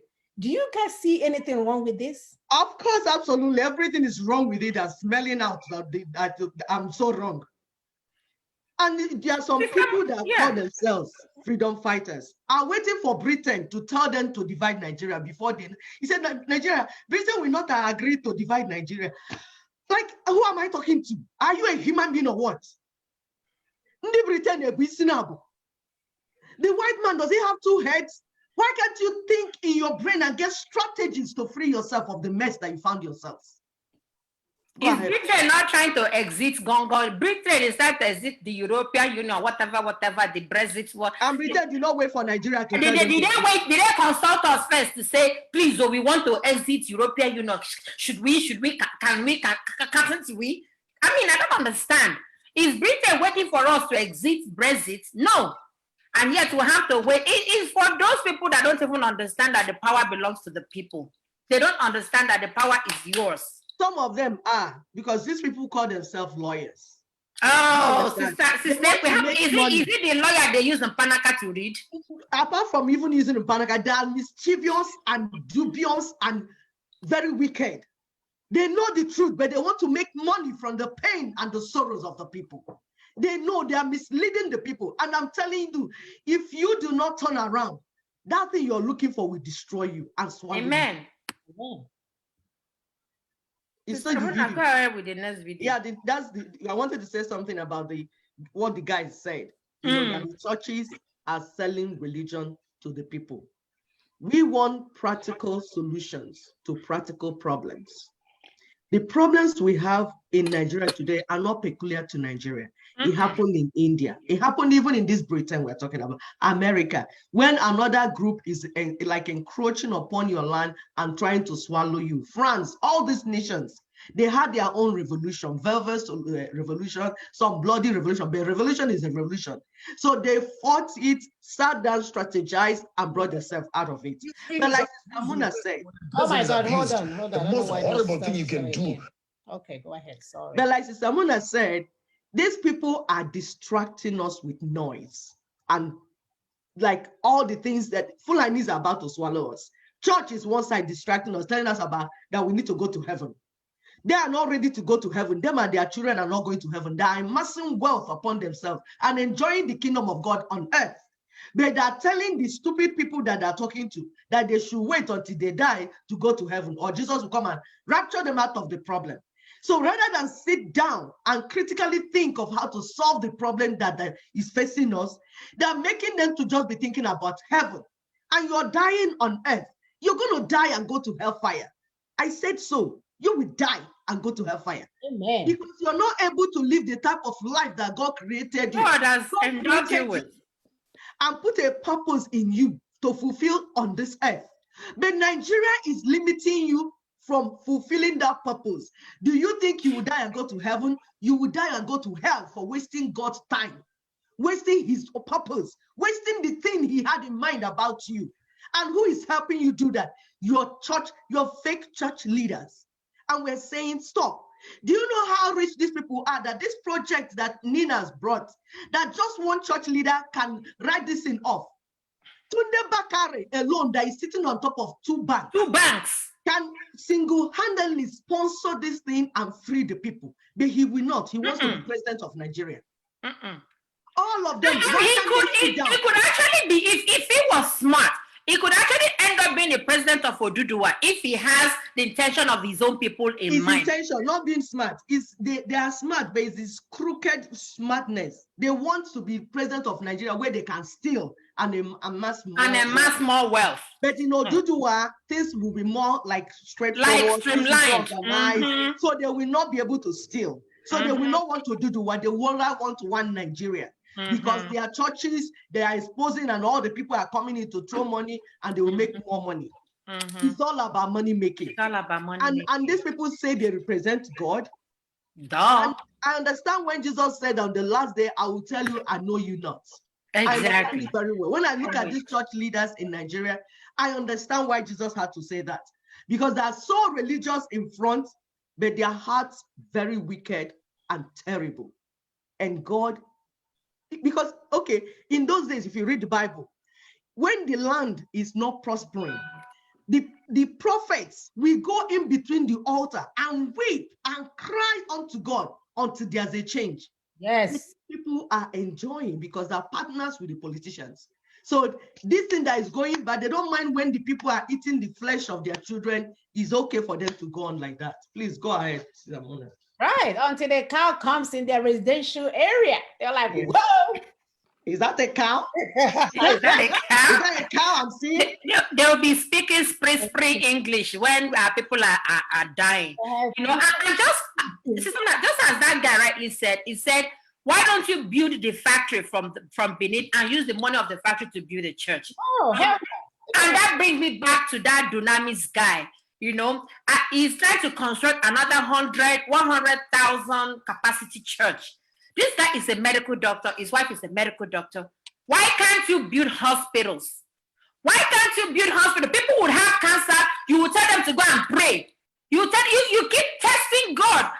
Testing God. When there are medical facilities you would have built to help them to heal with their cancer. With that medical facilities, you can employ doctors that come to your church. You can employ nurses that come to your church. You can employ pharmacists that come to your church. You can even employ cleaners, laborers, gatesmen that come to your church. And they'll be more than willing, because since they get paid at their jobs, they would even be able to donate more. And you would expand. They are thinking of building another 100 million capacity church. Who are you capacity for crying out loud? Who are you trying to preach about God to when you yourself are not godly? You are not doing the minimal thing that you should do to save the lives of our people. Children are dying for no reason. A friend of mine died because of childbirth. And you are wondering, another one because of a fibroid. All those things don't kill anymore. Because guess what? There are facilities in place that can help. But you don't want to build, and you're a medical doctor, your wife is a medical doctor, and all you guys can give to people is the Bible. Why did God make you medical doctors? Why you cannot, the gift he gave you just dropped it, and you're giving people Bible. Oh, my dear, that your factory will not make as much money. So this is what they are doing. It's like the hotel. If you have a factory, you have to put things in line. You have to have a manager. You have to have assembly line. Too much work to do. All you have to do is build hotel and put somebody in the front, and people will be sliding in and, giving you money every hour on the hour while you, sit around and do nothing. It's like someone that is not into petroleum. They don't know anything about petroleum. They will go and take the allocation and stay with it. You're not into petroleum. And then looking for somebody to buy it. It's like everything they are doing to us is impunity. Nothing is working. Nothing is working. Are you talking about the freedom fighters that are distracting our people as we are speaking right now? Giving them false sense of hope. And we have someone, an insider, that have been in this so-called rogue franchise telling you that nothing is going on.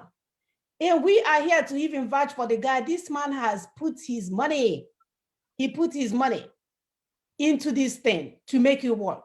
And this particular guy is telling you that it's not working. There's nothing, there is no agenda.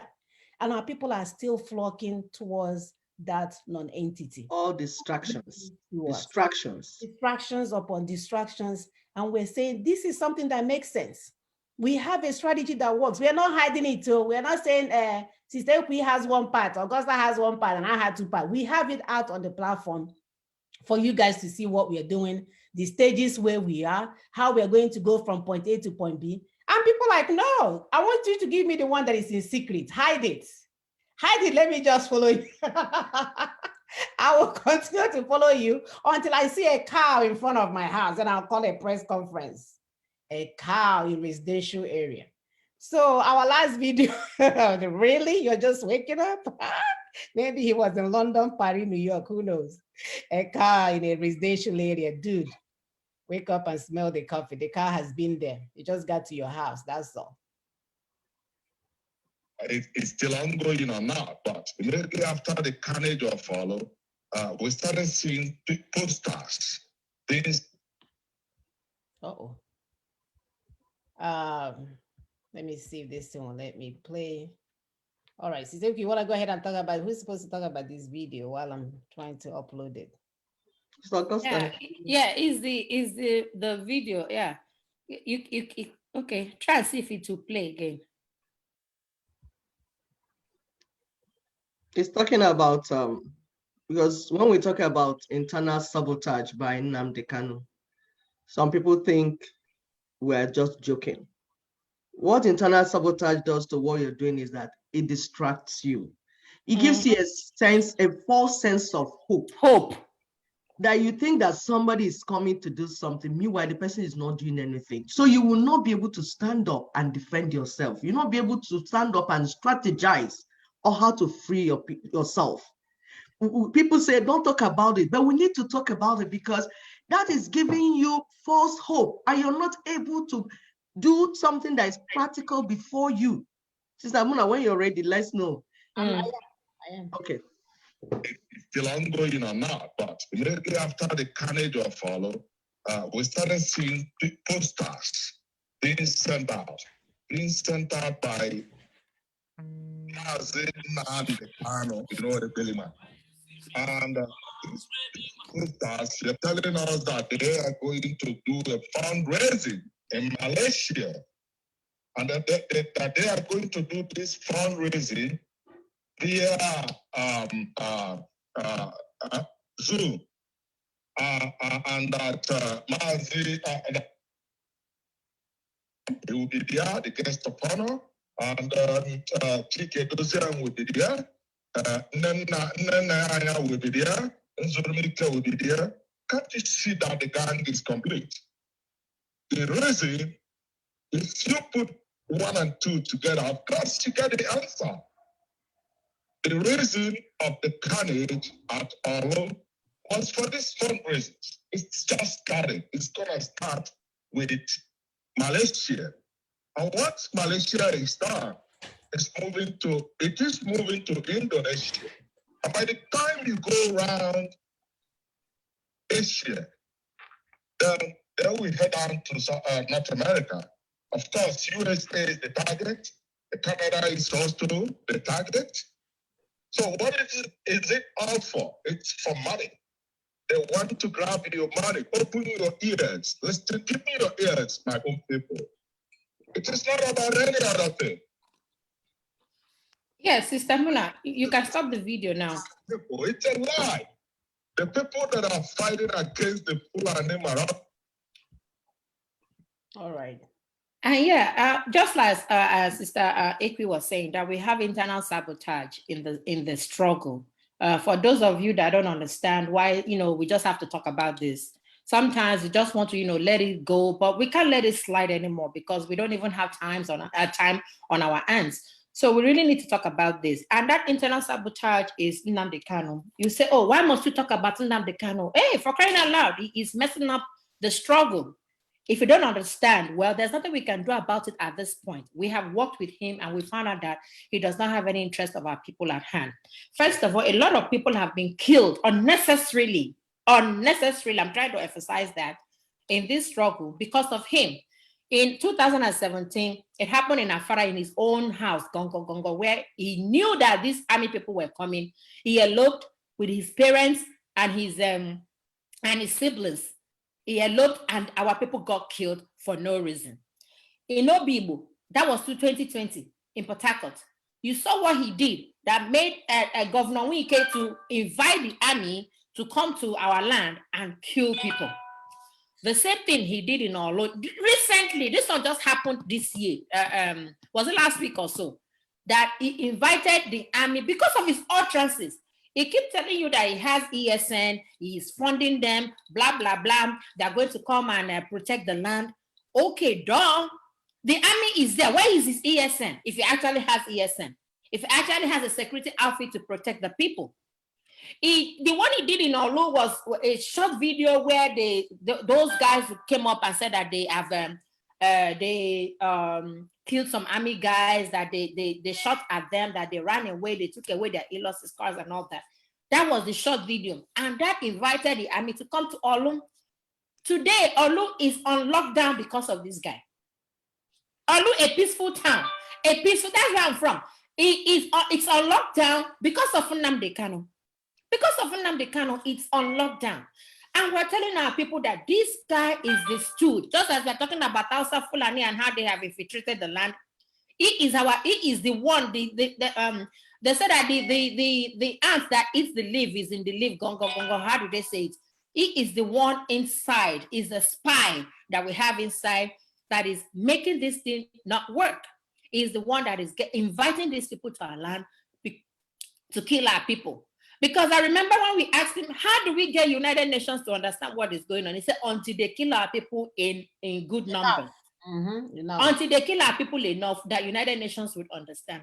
So this guy's number one strategy is to get our people killed. That is his strategy. Yeah, and it's his only strategy. Get our people killed. That is all that he's doing. And for how long are we going to continue with this senseless bloodshed? The bloodshed is unnecessary. And yet, the Igbo organization that we have here, they call themselves World Igbo Congress.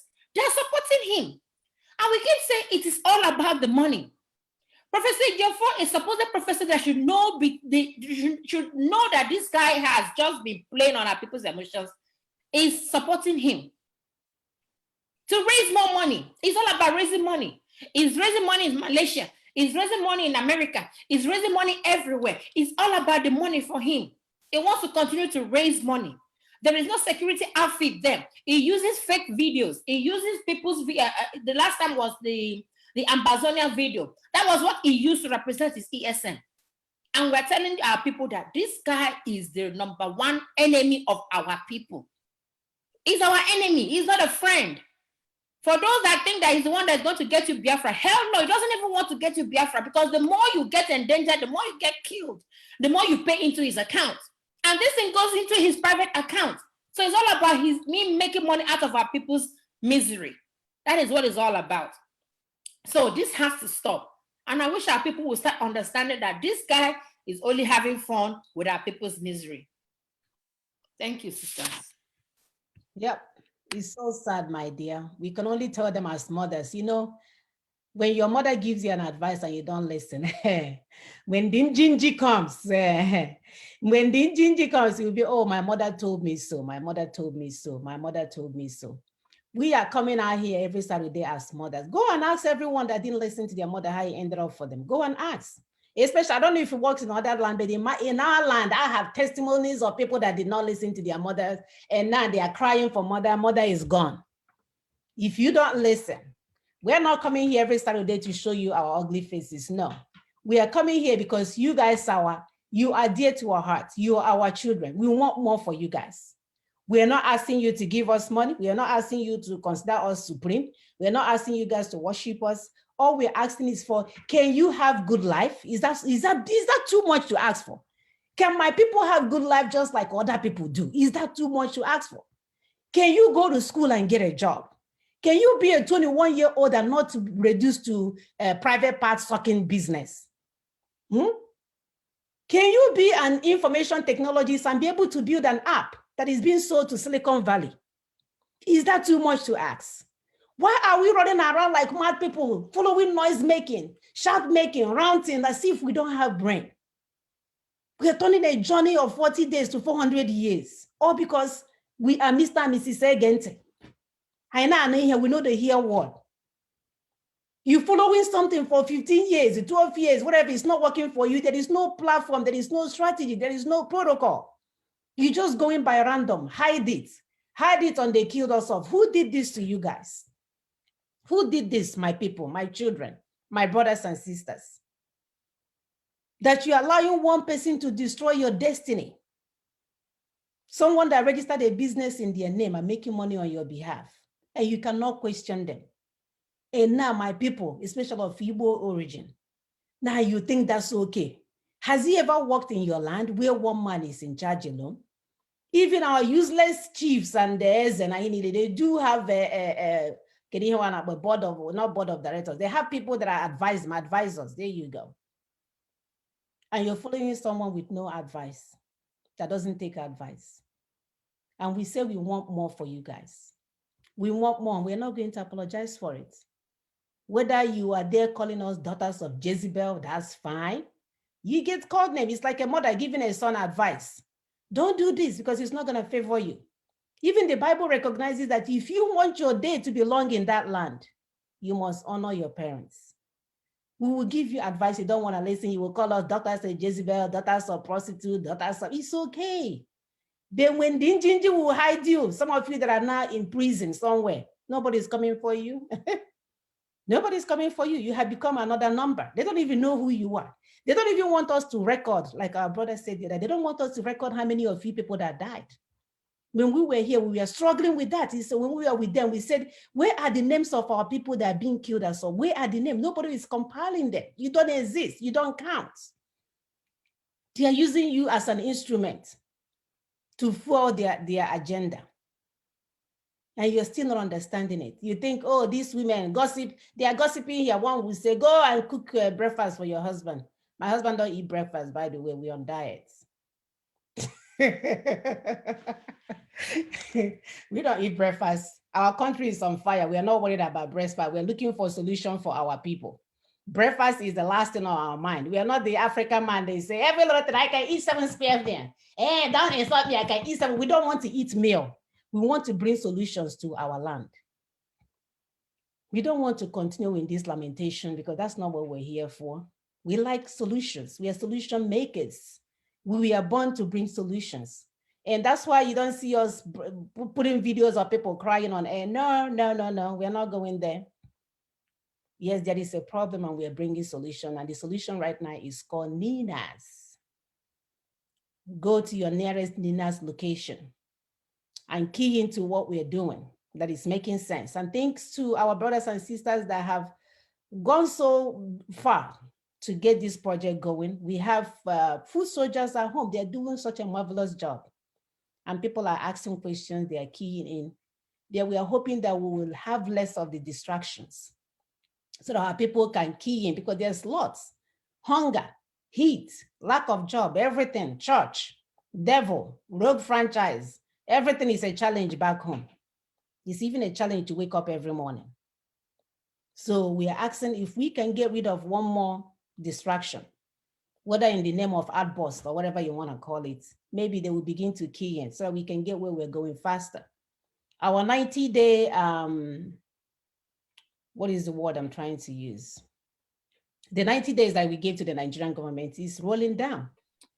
Next Monday, February 1st. Next Monday is February 1st. Mm-hmm. So don't be left behind. Don't be confused. The information is out there for you to understand what we're doing. We do not own this project. It's all our projects.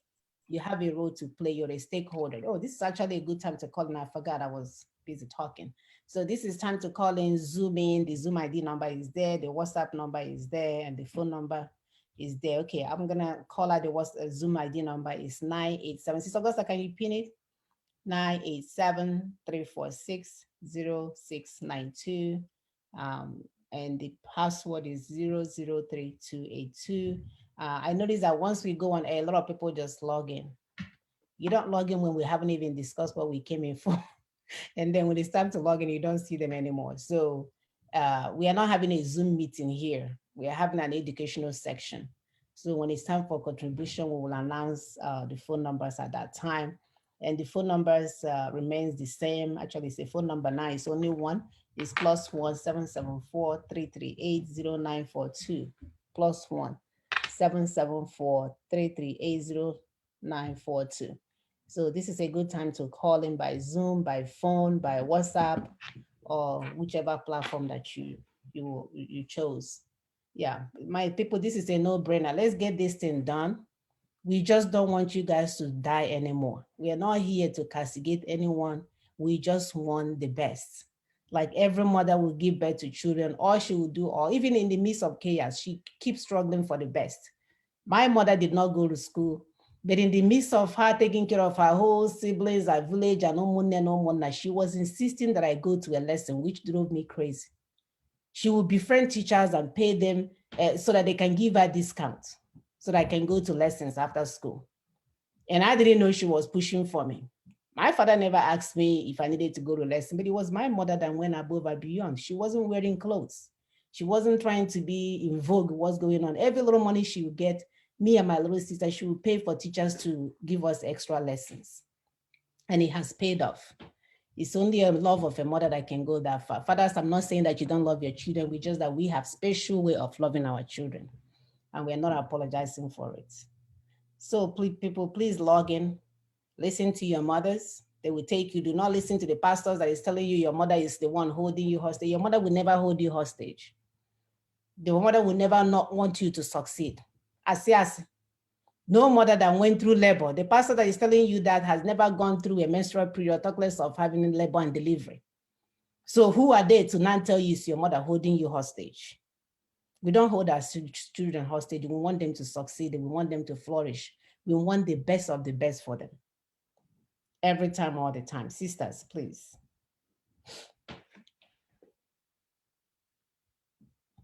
Sisters, can you all hear me? Everybody's looking aloof. Yeah. We as Sister Muna rightly said, we want the best of the best for our people. And the countdown to the 90 days is still on. We have not left that behind. The constitutional force majeure is on. Sister Muna, I think we have a guy that explained it in Ishan. I think that's how it's pronounced. Can we play that video? It's very short. Sure.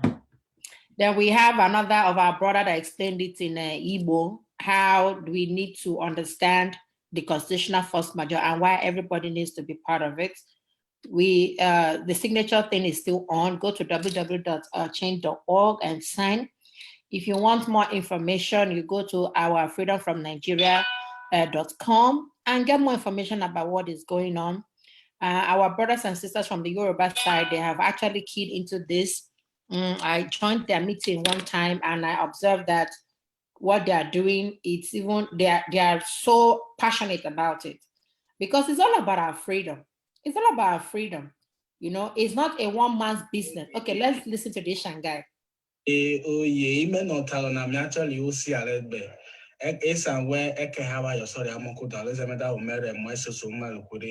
Uhi ni government igbe na we na rere masha wona oleze na daniel ekobogbe ole mase ya onuhi na ole bocholi 1999 constitution oleze imo ajisufo ayemi wina awumori adomu anyo bashana yono remugo anyo nasotama olotu na chena ninas Nigeria Indigenous Nationality Alliance for Self-Determination that where Ebejana or Ebeba Binakulu that declared actually force majeure. When are in 90 days in new government, now them young we no senior, Nakisole Bedeno, Beda da Miopa, okay, Moko, Bimakalo ye, Imaneria, okay, now them no to no senior, Makirio Bonakiki. We are sharing www.freedomfromnigeria.com. We are Kichojola, what it will be billion, or Wakibilo, or Narema, where Bobano to Nakiki. Mavi, no Otona Mopea, okay, Moko, okay, Menu. It's a oye. It's a oye. All right, so that's the Asian one. Thank you, brother from Asian. We cannot thank you guys enough. And this we are doing this thing to show you that this is a community effort, or the indigenous peoples. Everybody is part of what's going on. They all have their own ninas on their own side doing things. So help us to share these videos if you, especially among the Ishans. Ishan is a language. Where are they from? Isan. I think it's Edo State. Isan. Yeah. I don't know. I used to call it Ishan, but they say it's Isan. Isan or Isan. I'm not sure. Let's not miss. All right. Yes. So help us to share that video with them, so that Mama in the village will understand and Papa in the village. That's our goal. Every stakeholder in what we're doing, and it does not belong to one supremacy. Okay. All right. So I'm gonna pull up. There's another one, right, Sister? Yes, our Igbo brother. Oh yeah. I think his own is lengthy. I think he also had a shorter one. I'm not sure. The thing is that we have all of these things on our. We have this on our page. So if you would like to get more of it, please go to our page and find it. I'm gonna play just a few videos of our brothers soon, because it's not easy to sit down and key in. These people, we are not tutored. They went ahead and read what is going on and make sense of it, and they are doing these videos. So they are definitely is worth an applause, So we thank them so much. And that's what we're asking everybody to do, to key in.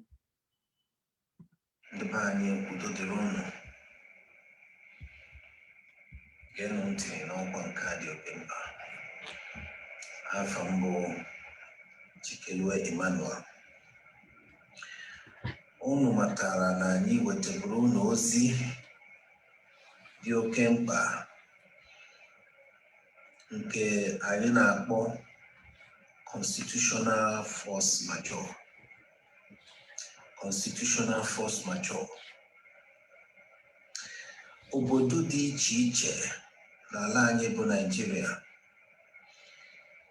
ndị bi n'etiti a na-akpọ middle belt, ndị bi n'ọwụwa anyanwụ the southeast, ndị bi n'ọdịda anyanwụ bụ the southwest, na ndị mba mmiri bụ ndị South South jikọtara aka n'afọ a na-akpọ NINAS aha ịchafụ nke pụtara Nigerian Indigenous Nationalities Alliances for Self-Determination. Gbakọ ọnụ n'ọnwa Disemba na mkpụrụ ụbọchị 16 wee sị na constitution ala anyị Nigeria nke bụ 1999 constitution agbara ụka. Ọ bụ constitution iwu achọpụtara na ọ bụ iwu mmegbu, iwu dịrị ndị ugwu mma na-emegide ndị ndịda. Wee jikọta aka ọnụ wee sị na a ga-emebi ya bụ iwu. N'ofu ihe achọpụtakwara bụ na iwu a sị anyị nwa bụ ndị Naijiria, anyị nwa bụ ndị ala anyị binyere aka n'iwu. Asị ka ọ bụ ọnya bụ ihe onye ọbụla chọpụtara na ọ bụghị anyị nwa bụ ndị ala anyị Naijiria mebere ya bụ iwu.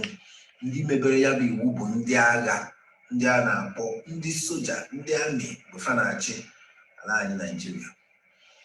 Ọhaneze ndị otu obodo dị iche iche a wee jikọta aka ọnụ wee sị mba na anyị achọzighị ọchịchị ma ọ bụ constitution mmegbu a ga-emebi ya. Ha wee binye aka mee ife a na-akpọ constitutional force majeure. Wee nye gọọmenti etiti. All right, so I'm going to stop sharing. So this is all of this video. He did one in Pidgin as well. It's on our page. It's on our Daughters of Truth page. So go there and find it and share amongst people that speak the same that kind of language. So the good thing is that the Pidgin one goes around and the English one goes around, but we still need our mothers in the village to be on board with what we're doing, and that's where we're looking for those in our native languages. So thank you so much, brother, for the good work you've done this week. And thank you, Sister Augusta, for coordinating all of this. So again, we are about to end. If we don't hear from someone, our Zoom ID number is 987-346-0692, 987-346-0692. And the password is 003282. Sister Augusta, is it pinned? Yeah, okay. They also pinned on our comment section. And then the WhatsApp number is +1 774-338-0942. While we're waiting for that to come up, I am going to go with our take-home points.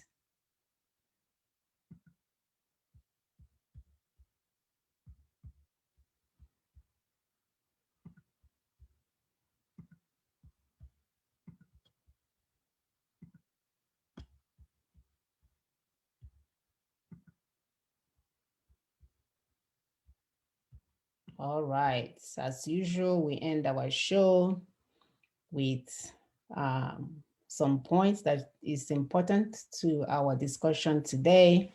That if we can understand this much out of almost 2 hours that we spent here today, that you've done a good job. So these are the important points for the day. We know that the Fulani invasion of Southwest and East is real, and they have multi-dimensional approach. They are using all kinds of ways to get there. They are using terrorism, they are destroying our farmland, they are doing all kinds of stuff. So these people are not playing. They are using our politicians against us. So don't look at it and get confused and think, oh, they've been there. You know, one of my friends will say, oh yeah, I've been seeing them all along in our land. You know, why is it a big deal now? And these are people that live here in America and they're out of touch. Now someone is calling. All right. Yes, caller, your name and where you're calling from. Hello? Yes, hello. Uh-huh. Yeah. Yeah, your name and where you're calling from. Yes, my name is Joseph. I'm calling from India. Okay, Joseph, your contribution for today, please. Yes, my contribution is that actually I've been following the programs that you guys have been doing. I can say that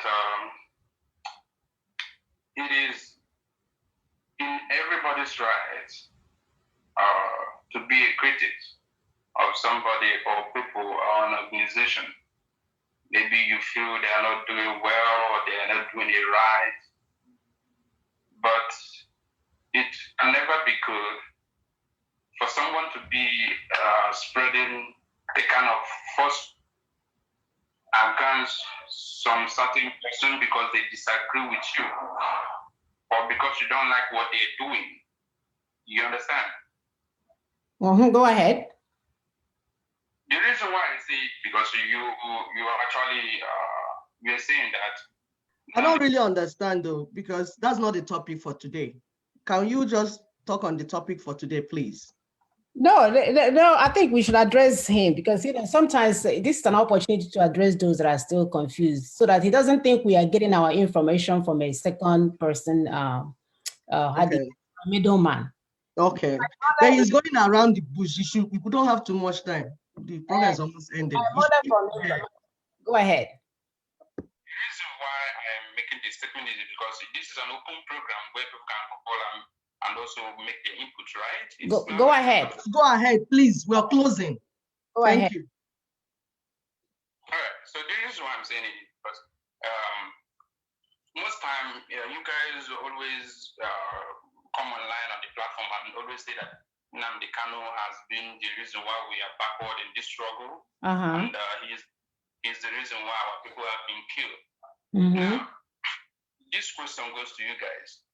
Have you been able to provide to us that those whom we can hold accountable for our people who were killed in the North in 1945? Have we been able to provide those people that whom we can hold accountable for our people who were killed in 1966? About 300,000 of them. It was not as if they were agitating for Biafra then. They were still on their own doing their business. My brother, I think you're mistaking the point. But you're mistaking the point, and it's okay, I am driving to the point, okay? I'm driving to the point. The point is about the constitutional. No. I'm saying you're mistaking the point when you say, who are we holding? We hold people accountable. So you're not being honest. All the things that we do on this show is to hold accountable, telling people what they're doing wrong in our land and calling them by name. We mentioned the Fulanis. We know what they have done to our people. You're not the one that gave birth to these ones that are killed. We, the mothers, did. So we know the bloodshed that men have committed against our children. So please, don't be confused about where we're going because you're emotional about your leader's name being mentioned. For your information, we served your leader. If you recall when he came to Houston, I'm the one that hosted him. You know that best hosting that he had that you guys refuse to talk about on the radio. I'm the one that hosted him. So I know your leader on a personal level. And I'm telling you as a mother, I will not watch why somebody toys with the life of my children. So you don't even understand who you're following. You're a random guy in India. Have you ever been with him for 4 days? Have you met him one-on-one for 4 days? Have you sent him some? Where you are driving to is just like, trying to tell us that the reason why our people have been dying is because of Mazen Nnamdi Kanu. Absolutely. We gave you the numbers. We gave you the figures. We gave you the figures. Even his continental rep, Obido Bienu.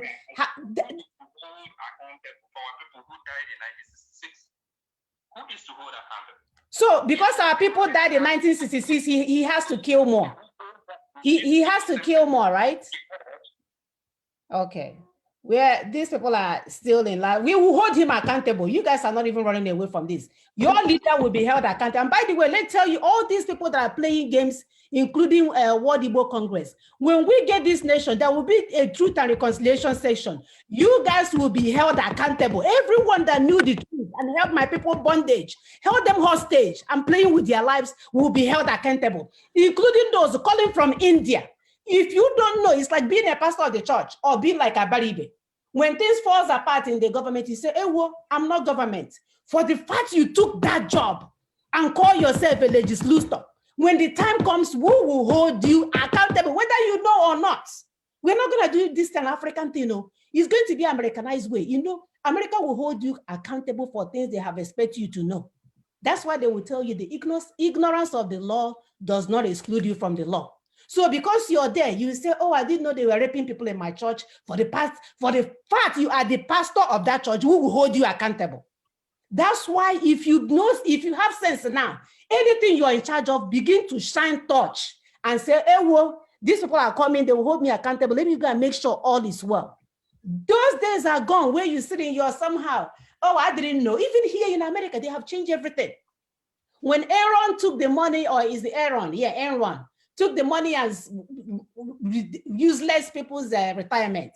Well, the CEO, I didn't know. It was the accountant. Accountant said, I didn't know it was a sub-accountant. The federal government changed the law. As long as you are CEO, whether you are an accountant or not, you're a housekeeper or not, when everything of those nature comes in place, you, the man that went there and say, I am the supreme, will be in charge. So you better go and tell your leader, your supremo, that you and all the people sitting there now, because some of them are coming out and say, I didn't know, forgive me. If you don't fix things right, my dear, at the end of the day, when that time comes, get ready to bear the consequences. Mr. Muna, you see the mentality of our people. We died 1945, we died 1967, and you're stupid enough not to get a strategy that will stop our people from dying. You rather sit down and make it so that more people will die. And you are calling me, that's why I don't like talking with them, because they are brain dead. And like we all said, we are going to build rehabilitation center for them. We can't discuss lunatics. Where we are now, I can't sit down, have a meaningful conversation with people that are mad. The only thing you do to people that like cocaine addicts, any type of addiction, is to send them to rehabilitation center. It's not insult. You are recognizing the fact that they're sick, they're mentally ill, and they need treatment.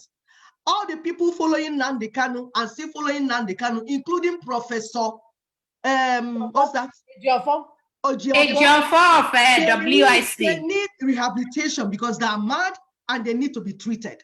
So we are not even being on conversation with them. We have just continued what we're doing. At the end, we're going to set up psychiatric units, rehabilitation centers by the grace of God, where they will go for treatment. Because I don't see them being able to operate in a free.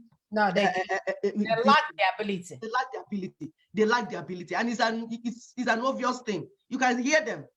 Because people died 1945. This thing we are doing, we eventually hold accountable all those people that died, because everything will come.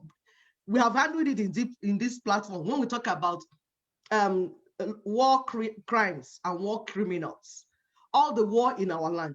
But for you to get there, you have to engage in a protocol, you have to engage in a process. Then you get there and you begin to treat all the war criminals. This is war. So Nnamdi Kanu is a war criminal and he will be tried. And all the people standing with him, that is why people in developed countries resign. When you see that one thing is going on that is not following your principles of life, you will resign because you will be held accountable. That's why we are grateful and like we commend people like Obido Bienu Uche before that said, no, I'm no more part of this thing. No, it's not going on. Mazionibe. They're saying, I'm not part of this thing. It's not going on the way our people expected.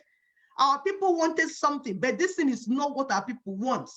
We are stepping aside. We are coming out of it. And we are telling other people that are still funding IPOB, under Nnamdi Kanu, we will hold you accountable of all our youths that you're killing.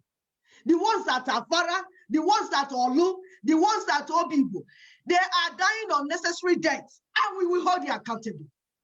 Better get set, because I got problems. I got no one. Better get set. Thank you, sister. Caller, please, are you turning on your video? I don't understand how you zoom in. You don't want to show your video. You could have called. But go ahead. Who is it? I hope it's not one of those people. Caller, unmute yourself. Can you hear me? This is Chema. Can you hear me? Okay. Sorry, I called, but I didn't get through. So my sisters, I thank you guys for what you're doing. You guys have almost said everything the way it should be. Our politicians, of course, what is giving them the impetus to do all the impunity is that that fraudulent piece of paper called Constitution, which of course is not done properly. So the Constitution is not inclusive. So what we are saying is that the Constitution needs to be redone, so that every stakeholder, every indigenous people will be part of it. Because right now, as it stands, it's just without any doubt, it's one, lopsided, and that lopsided favors one ethnic non-indigenous people, which are Fulanis, because Fulanis are not, they are not indigenous people of that part of the world. So I also was, pushed to call because of the caller, the last caller. I was like enjoying everything, but that last caller, for him to have the gut to call, talking about that you guys are discussing Nnamdi Kanu. Who is Nnamdi Kanu? Nnamdi Kanu, had left you guys, left the so-called struggle, sold you guys out to the Nigeria Igbo politicians, okay? And you guys are still there doing, our leader. Your leader for what? Do you actually know what he's in for right now? You guys do not care because you guys don't think. What happened? What happened to our people? Nobody's thinking anymore. He's not talking about Biafra anymore. But you guys are holding on to him, talking about our leader. He's going to give us Biafra. Are you for real? What happened to our people? Where that sense of reasoning, where has it gone? Because right now, everybody is into worshiping, even going to the stream and strip yourself just to, following sheepishly without any thinking. Okay? Nnamdi Kanu has left you guys and your struggle. So right now, the Nollywood actors are what? Embracing him. When the Nollywood actors, such as Yuli, whatever his name, I forgot, will embrace you and congratulate you and, give you all this, whatever, I don't know, worshiping messages. That means you're sold out. You're sold out. And as you guys rightly said, Nnamdi Kanu is the internal enemy. He is the internal enemy because as he stands, he knows that what is the problem is the Constitution. And he did not, based on the discussion with him and Tony Nnadi, he knew that the Constitution, that Tony Nnadi and the LLNC are working towards, bringing down the Constitution. And now that he knows that things are working to the right direction, he wants, Nnamdi Kanu is now going to go into politics just to make sure that he counteracts. So we must continue to talk. We must continue to educate our people. Nnamdi Kanu has left the struggle. Nnamdi Kanu is leading our people to their early grave. People are not supposed to die. If Nnamdi Kanu wants to die, let him come back home and just stand right in front of wherever he wants to stand up and challenge the Nigerian military. So then we know that he's serious about what he's talking about. And the one in India calling and talking about, oh, people must die. What is he doing there in India? What is he doing? Whose people are dying? For God's sake, whose people are dying? Nnamdi Kanu's children or Nnamdi Kanu's family? Of course, none of them. So therefore, nobody should die. Nobody's supposed to die. If Nnamdi Kanu is not supposed to die, the one in Joseph or whoever in India is not supposed to die, and all of them here in America, in Canada, all over are not supposed to die. Therefore, nobody is supposed to die. So my dear sisters and brothers, I also want to use this opportunity to encourage our people to please stop egombute, whatever that means, I don't know. But that's greediness. Let's stay away from greed because anything that you achieve through greediness will never last long. It will take you to your early grave and you guys know that. But why are you guys just selling your brains instead of pursuing the betterment of your land. Going about, it's all about names and money and all on fame. What fame? Let's fix our land. That's the most important thing. And I cannot wait to just, invest in our land and start going on vacation in our land. That's what I'm looking for. Amen. Why, of course. I don't know about it, I know my sisters, that's what we all want, but these people that are so selfish, I don't know what they want. But we have to tell them they must agree. I don't know, because they don't have choice. The politicians, they already sold out. They just few of them, but they are just enjoying and having fun out of the misery of many around them. That's not right, and that must stop. So I thank you guys for what you're doing. Please continue to fight. We cannot give up. Nnamdi Kanu is a traitor. Nnamdi Kanu is a fraudster. Nnamdi Kanu is a professional global scammer, and he must be held accountable by all means possible. So I thank you guys. Thank you. Thank you. Bye-bye. Politicians will say close shop, fast. Shut down the damn shop. It's not working. You're out of business. All right. So I'm going to go back to and this is the kind of thing that we are talking about. At this point in time, people are still emotional about things that are going on. And we're telling you, we've passed that stage. Our children are dying. We've passed the stage of being emotional about who is supreme and who is not. If you are cleaning our children, please get ready to bear the consequences. It's a no-brainer. We're not going to do it African way. Oh, yeah, forgive and forget. If there is no sin, there is no forgiveness. Oh, no. God sent us here in America to learn a lot of stuff.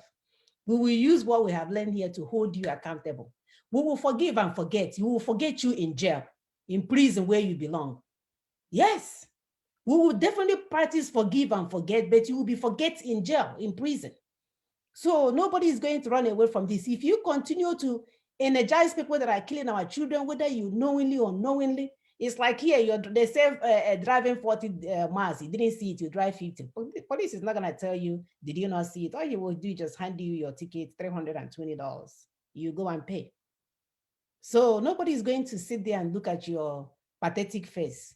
When the time comes, you will be you in India, paying Nnamdi and holding Zoom meeting for him to collect money after he killed our people in Olo. You will be responsible. Thank God for social media. We're collecting all your information. Anytime we try to make a move, the same way we hired a lawyer to call that stupid terrorist organization, people started calling us here, hey, please don't do it. Hey, Our lawyer is still waiting for us to go on with the case or not go on with the case. And at the pace you guys are going, before you know it, you may get that name that you're itching for. Nonsense. So back to our take-home points. Fulani invasion of Southwest and East Israel, using dimensional approach to get what they are looking for. They are making sure that our farmland, people invest multi-million dollars in farmland and they will destroy it. This guy actually got the apple, whatever money he put the apple, when people are starving. And we're telling you this whole strategy is intentional. They are not being distant about it. The most potent and yet peaceful way to stop these smart people is the constitutional force majeure that was done on December the 16th by the peoples of the Southwest and the Middle Belt, the Ninas. That's why we have those videos. So if you know anyone from those areas, please share them so they can know what we're doing about all these things going on. Your politicians ain't gonna save you. I gave you guys a case point or case study. How Daddy Gio, how Solo Sowinka Sosahia were gonna Winka, whoever they call themselves, how they were promoting. Now Buhari is terrorizing the whole place. They are reading newspapers or reading their literature books that they wrote. So they saw a car in residential section. Wow. They were like, they're in our neighborhood. So the life of that 1999 military decree is renewed once a year, once every 4 years by general elections. And they will go to all lengths. We see Fulanis with Nigerian passports. We saw Buhari and he's dead or alive open up our border and tell everybody to come in. You guys are seeing these things, and all you can do is to see it on social media, and nothing is done about it. Some strangers are coming to take over our land. We've seen their governors tell us that Nigeria is fluid, so they're going to fill the land with the Fulanese because they have cousins in the Cameroon, and they have cousins in the Chad, and they have cousins everywhere. So any space left in our land will be filled with all of them. And we're calling you guys to a quick action today. We need everyone to immediately make sure that all political parties close shop wherever they find themselves, in any forms. I know sometimes we say it's only at the federal level. I think we should even start at the local level, because Obiano will go and hire Fulanese to come and destroy even a town hall, village voting. That's how it starts. When they get the power from the village part, they will be empowered to take over the general election. So this tax will be achieved through neighborhood machineries in the various regions. We have one in Southeast, we have one in Southwest, we have one in Middle Belt. We are the majority now. Find out what those are called in your neighborhood. You know, in the Lower Niger area, in Southeast is called the Lower Niger Congress, my dear. In Southeast is called the Lower Niger Congress. And for more information, visit our website, www.freedomfromnigeria.com. Please help us with tweeting this information. However, way the so-called elite, not that they care anyway until they see a car in front of their house, for them to start speaking on what we're doing, please get that done. Thank you.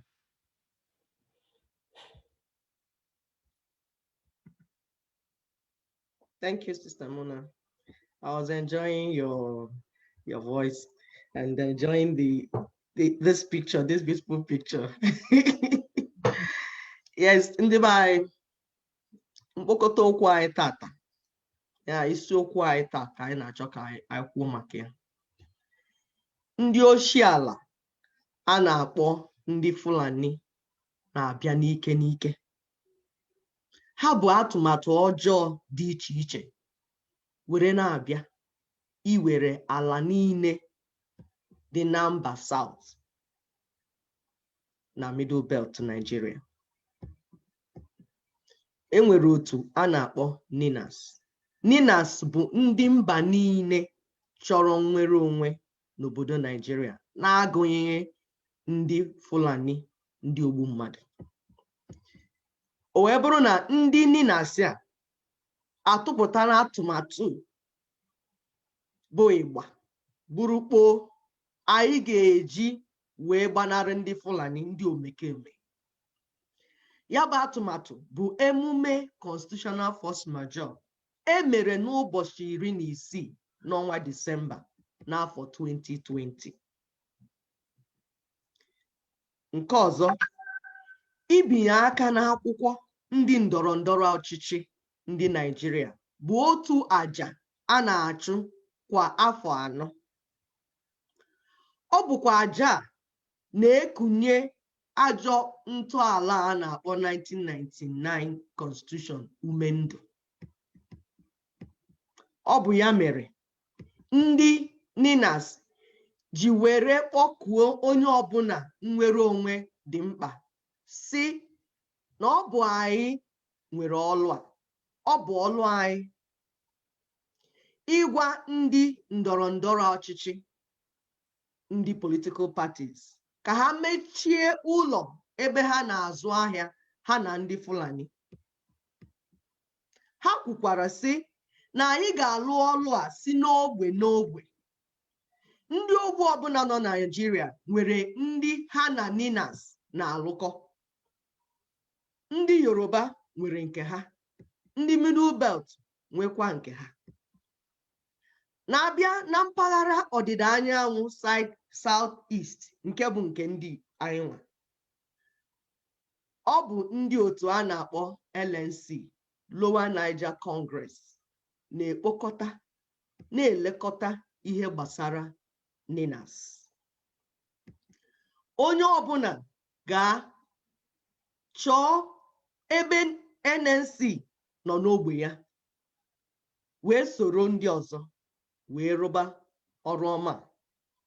Ndewonu. Ndewo.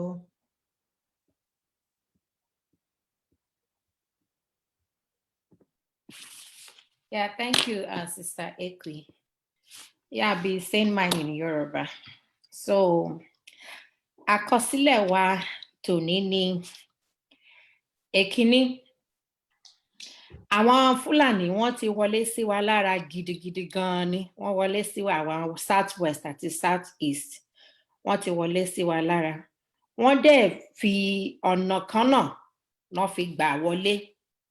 Ìkejì, nǹkan tí a lè ṣe tó máa mú àlàáfíà wá sí ọ̀dọ̀ wa ní ká tẹ̀lé Constitutional Force Majeure tá a ṣe ní on the 16th of December 2020. Àwọn NINAS ló ṣe Constitutional Force Majeure yẹn. Àwọn NINAS dẹ̀ ni àwọn ènìyàn South West, South East àti Middle Belt, àwọn Lower Niger, àwọn náà lè jẹ́ South East àti South South. Gbogbo wa la jẹ́ àwọn ènìyàn NINAS. Ẹ̀kẹta, ilé ayé 1999 Constitution nìyẹn. Àwọn olùṣèlú ló máa ń túnṣe lẹ́ẹ̀kọ̀ọ̀kan. Wọ́n máa ń ṣe lẹ́ẹ̀kan ní gbogbo ọdún 4. A dẹ̀ ti ní pé káwọn olùṣèlú kan ṣe kí ni kan palẹ̀ mọ́. So nǹkan táwọn NINAS fẹ́ ká ṣe kíákíá wérewére ni pé àwọn gbogbo èèyàn á ní láti sọ fún àwọn olùṣèlú wa pé kán ṣe kí ni kan palẹ̀ mọ́ ṣọ́ọ̀bù wọn. Kan palẹ̀ mọ́ ṣọ́ọ̀bù wọn. Àwọn gbogbo kìíní la ní láti ṣe ní àdúgbò wa, àwọn South West, àwọn South East àti àwọn Middle Belt. Tí o bá ti mọ ibi tí àwọn tó wà ní àdúgbò ẹ wà, kó lọ bá wọn, kó tẹ̀lé wọn máa ṣe gbogbo nǹkan tí a ní láti ṣe. Fún àlàyé síwájú, ẹ máa ní láti lọ sí www.freedomfromnigeria.com. Ẹ ṣé púpọ̀. Thanks, Sister Muna. Thank you. All right, people. So we'll see you all next week. Be looking out for our flyers coming out in different languages. It's going to have all the information on what we are doing. Actually, it's going to be a pamphlet, a little bit of a pamphlet, so that you can begin to speak on this. You can take it on the radio and talk about it. We'll have all the information you need to make you sound like an expert on it. So look for it. We're going to have a soft copy online. We're going to have the hard copy on ground. If you see them, please help us to share. The same way we're asking that you like what we're doing, share what we're doing. Imagine if we even have 20 people that watch us today or 30. If you share it at least once, that would be 60 people that watch. So it's important to click that share button. Do not watch us and not share with anyone. We really have to get this information home because it's a moving train anyway. So right now we're going at a slower speed just to make sure everybody is on board. But at some point we have to speed up to get to our location or destination. So thank you, be safe. We will see you guys next week. Bye-bye.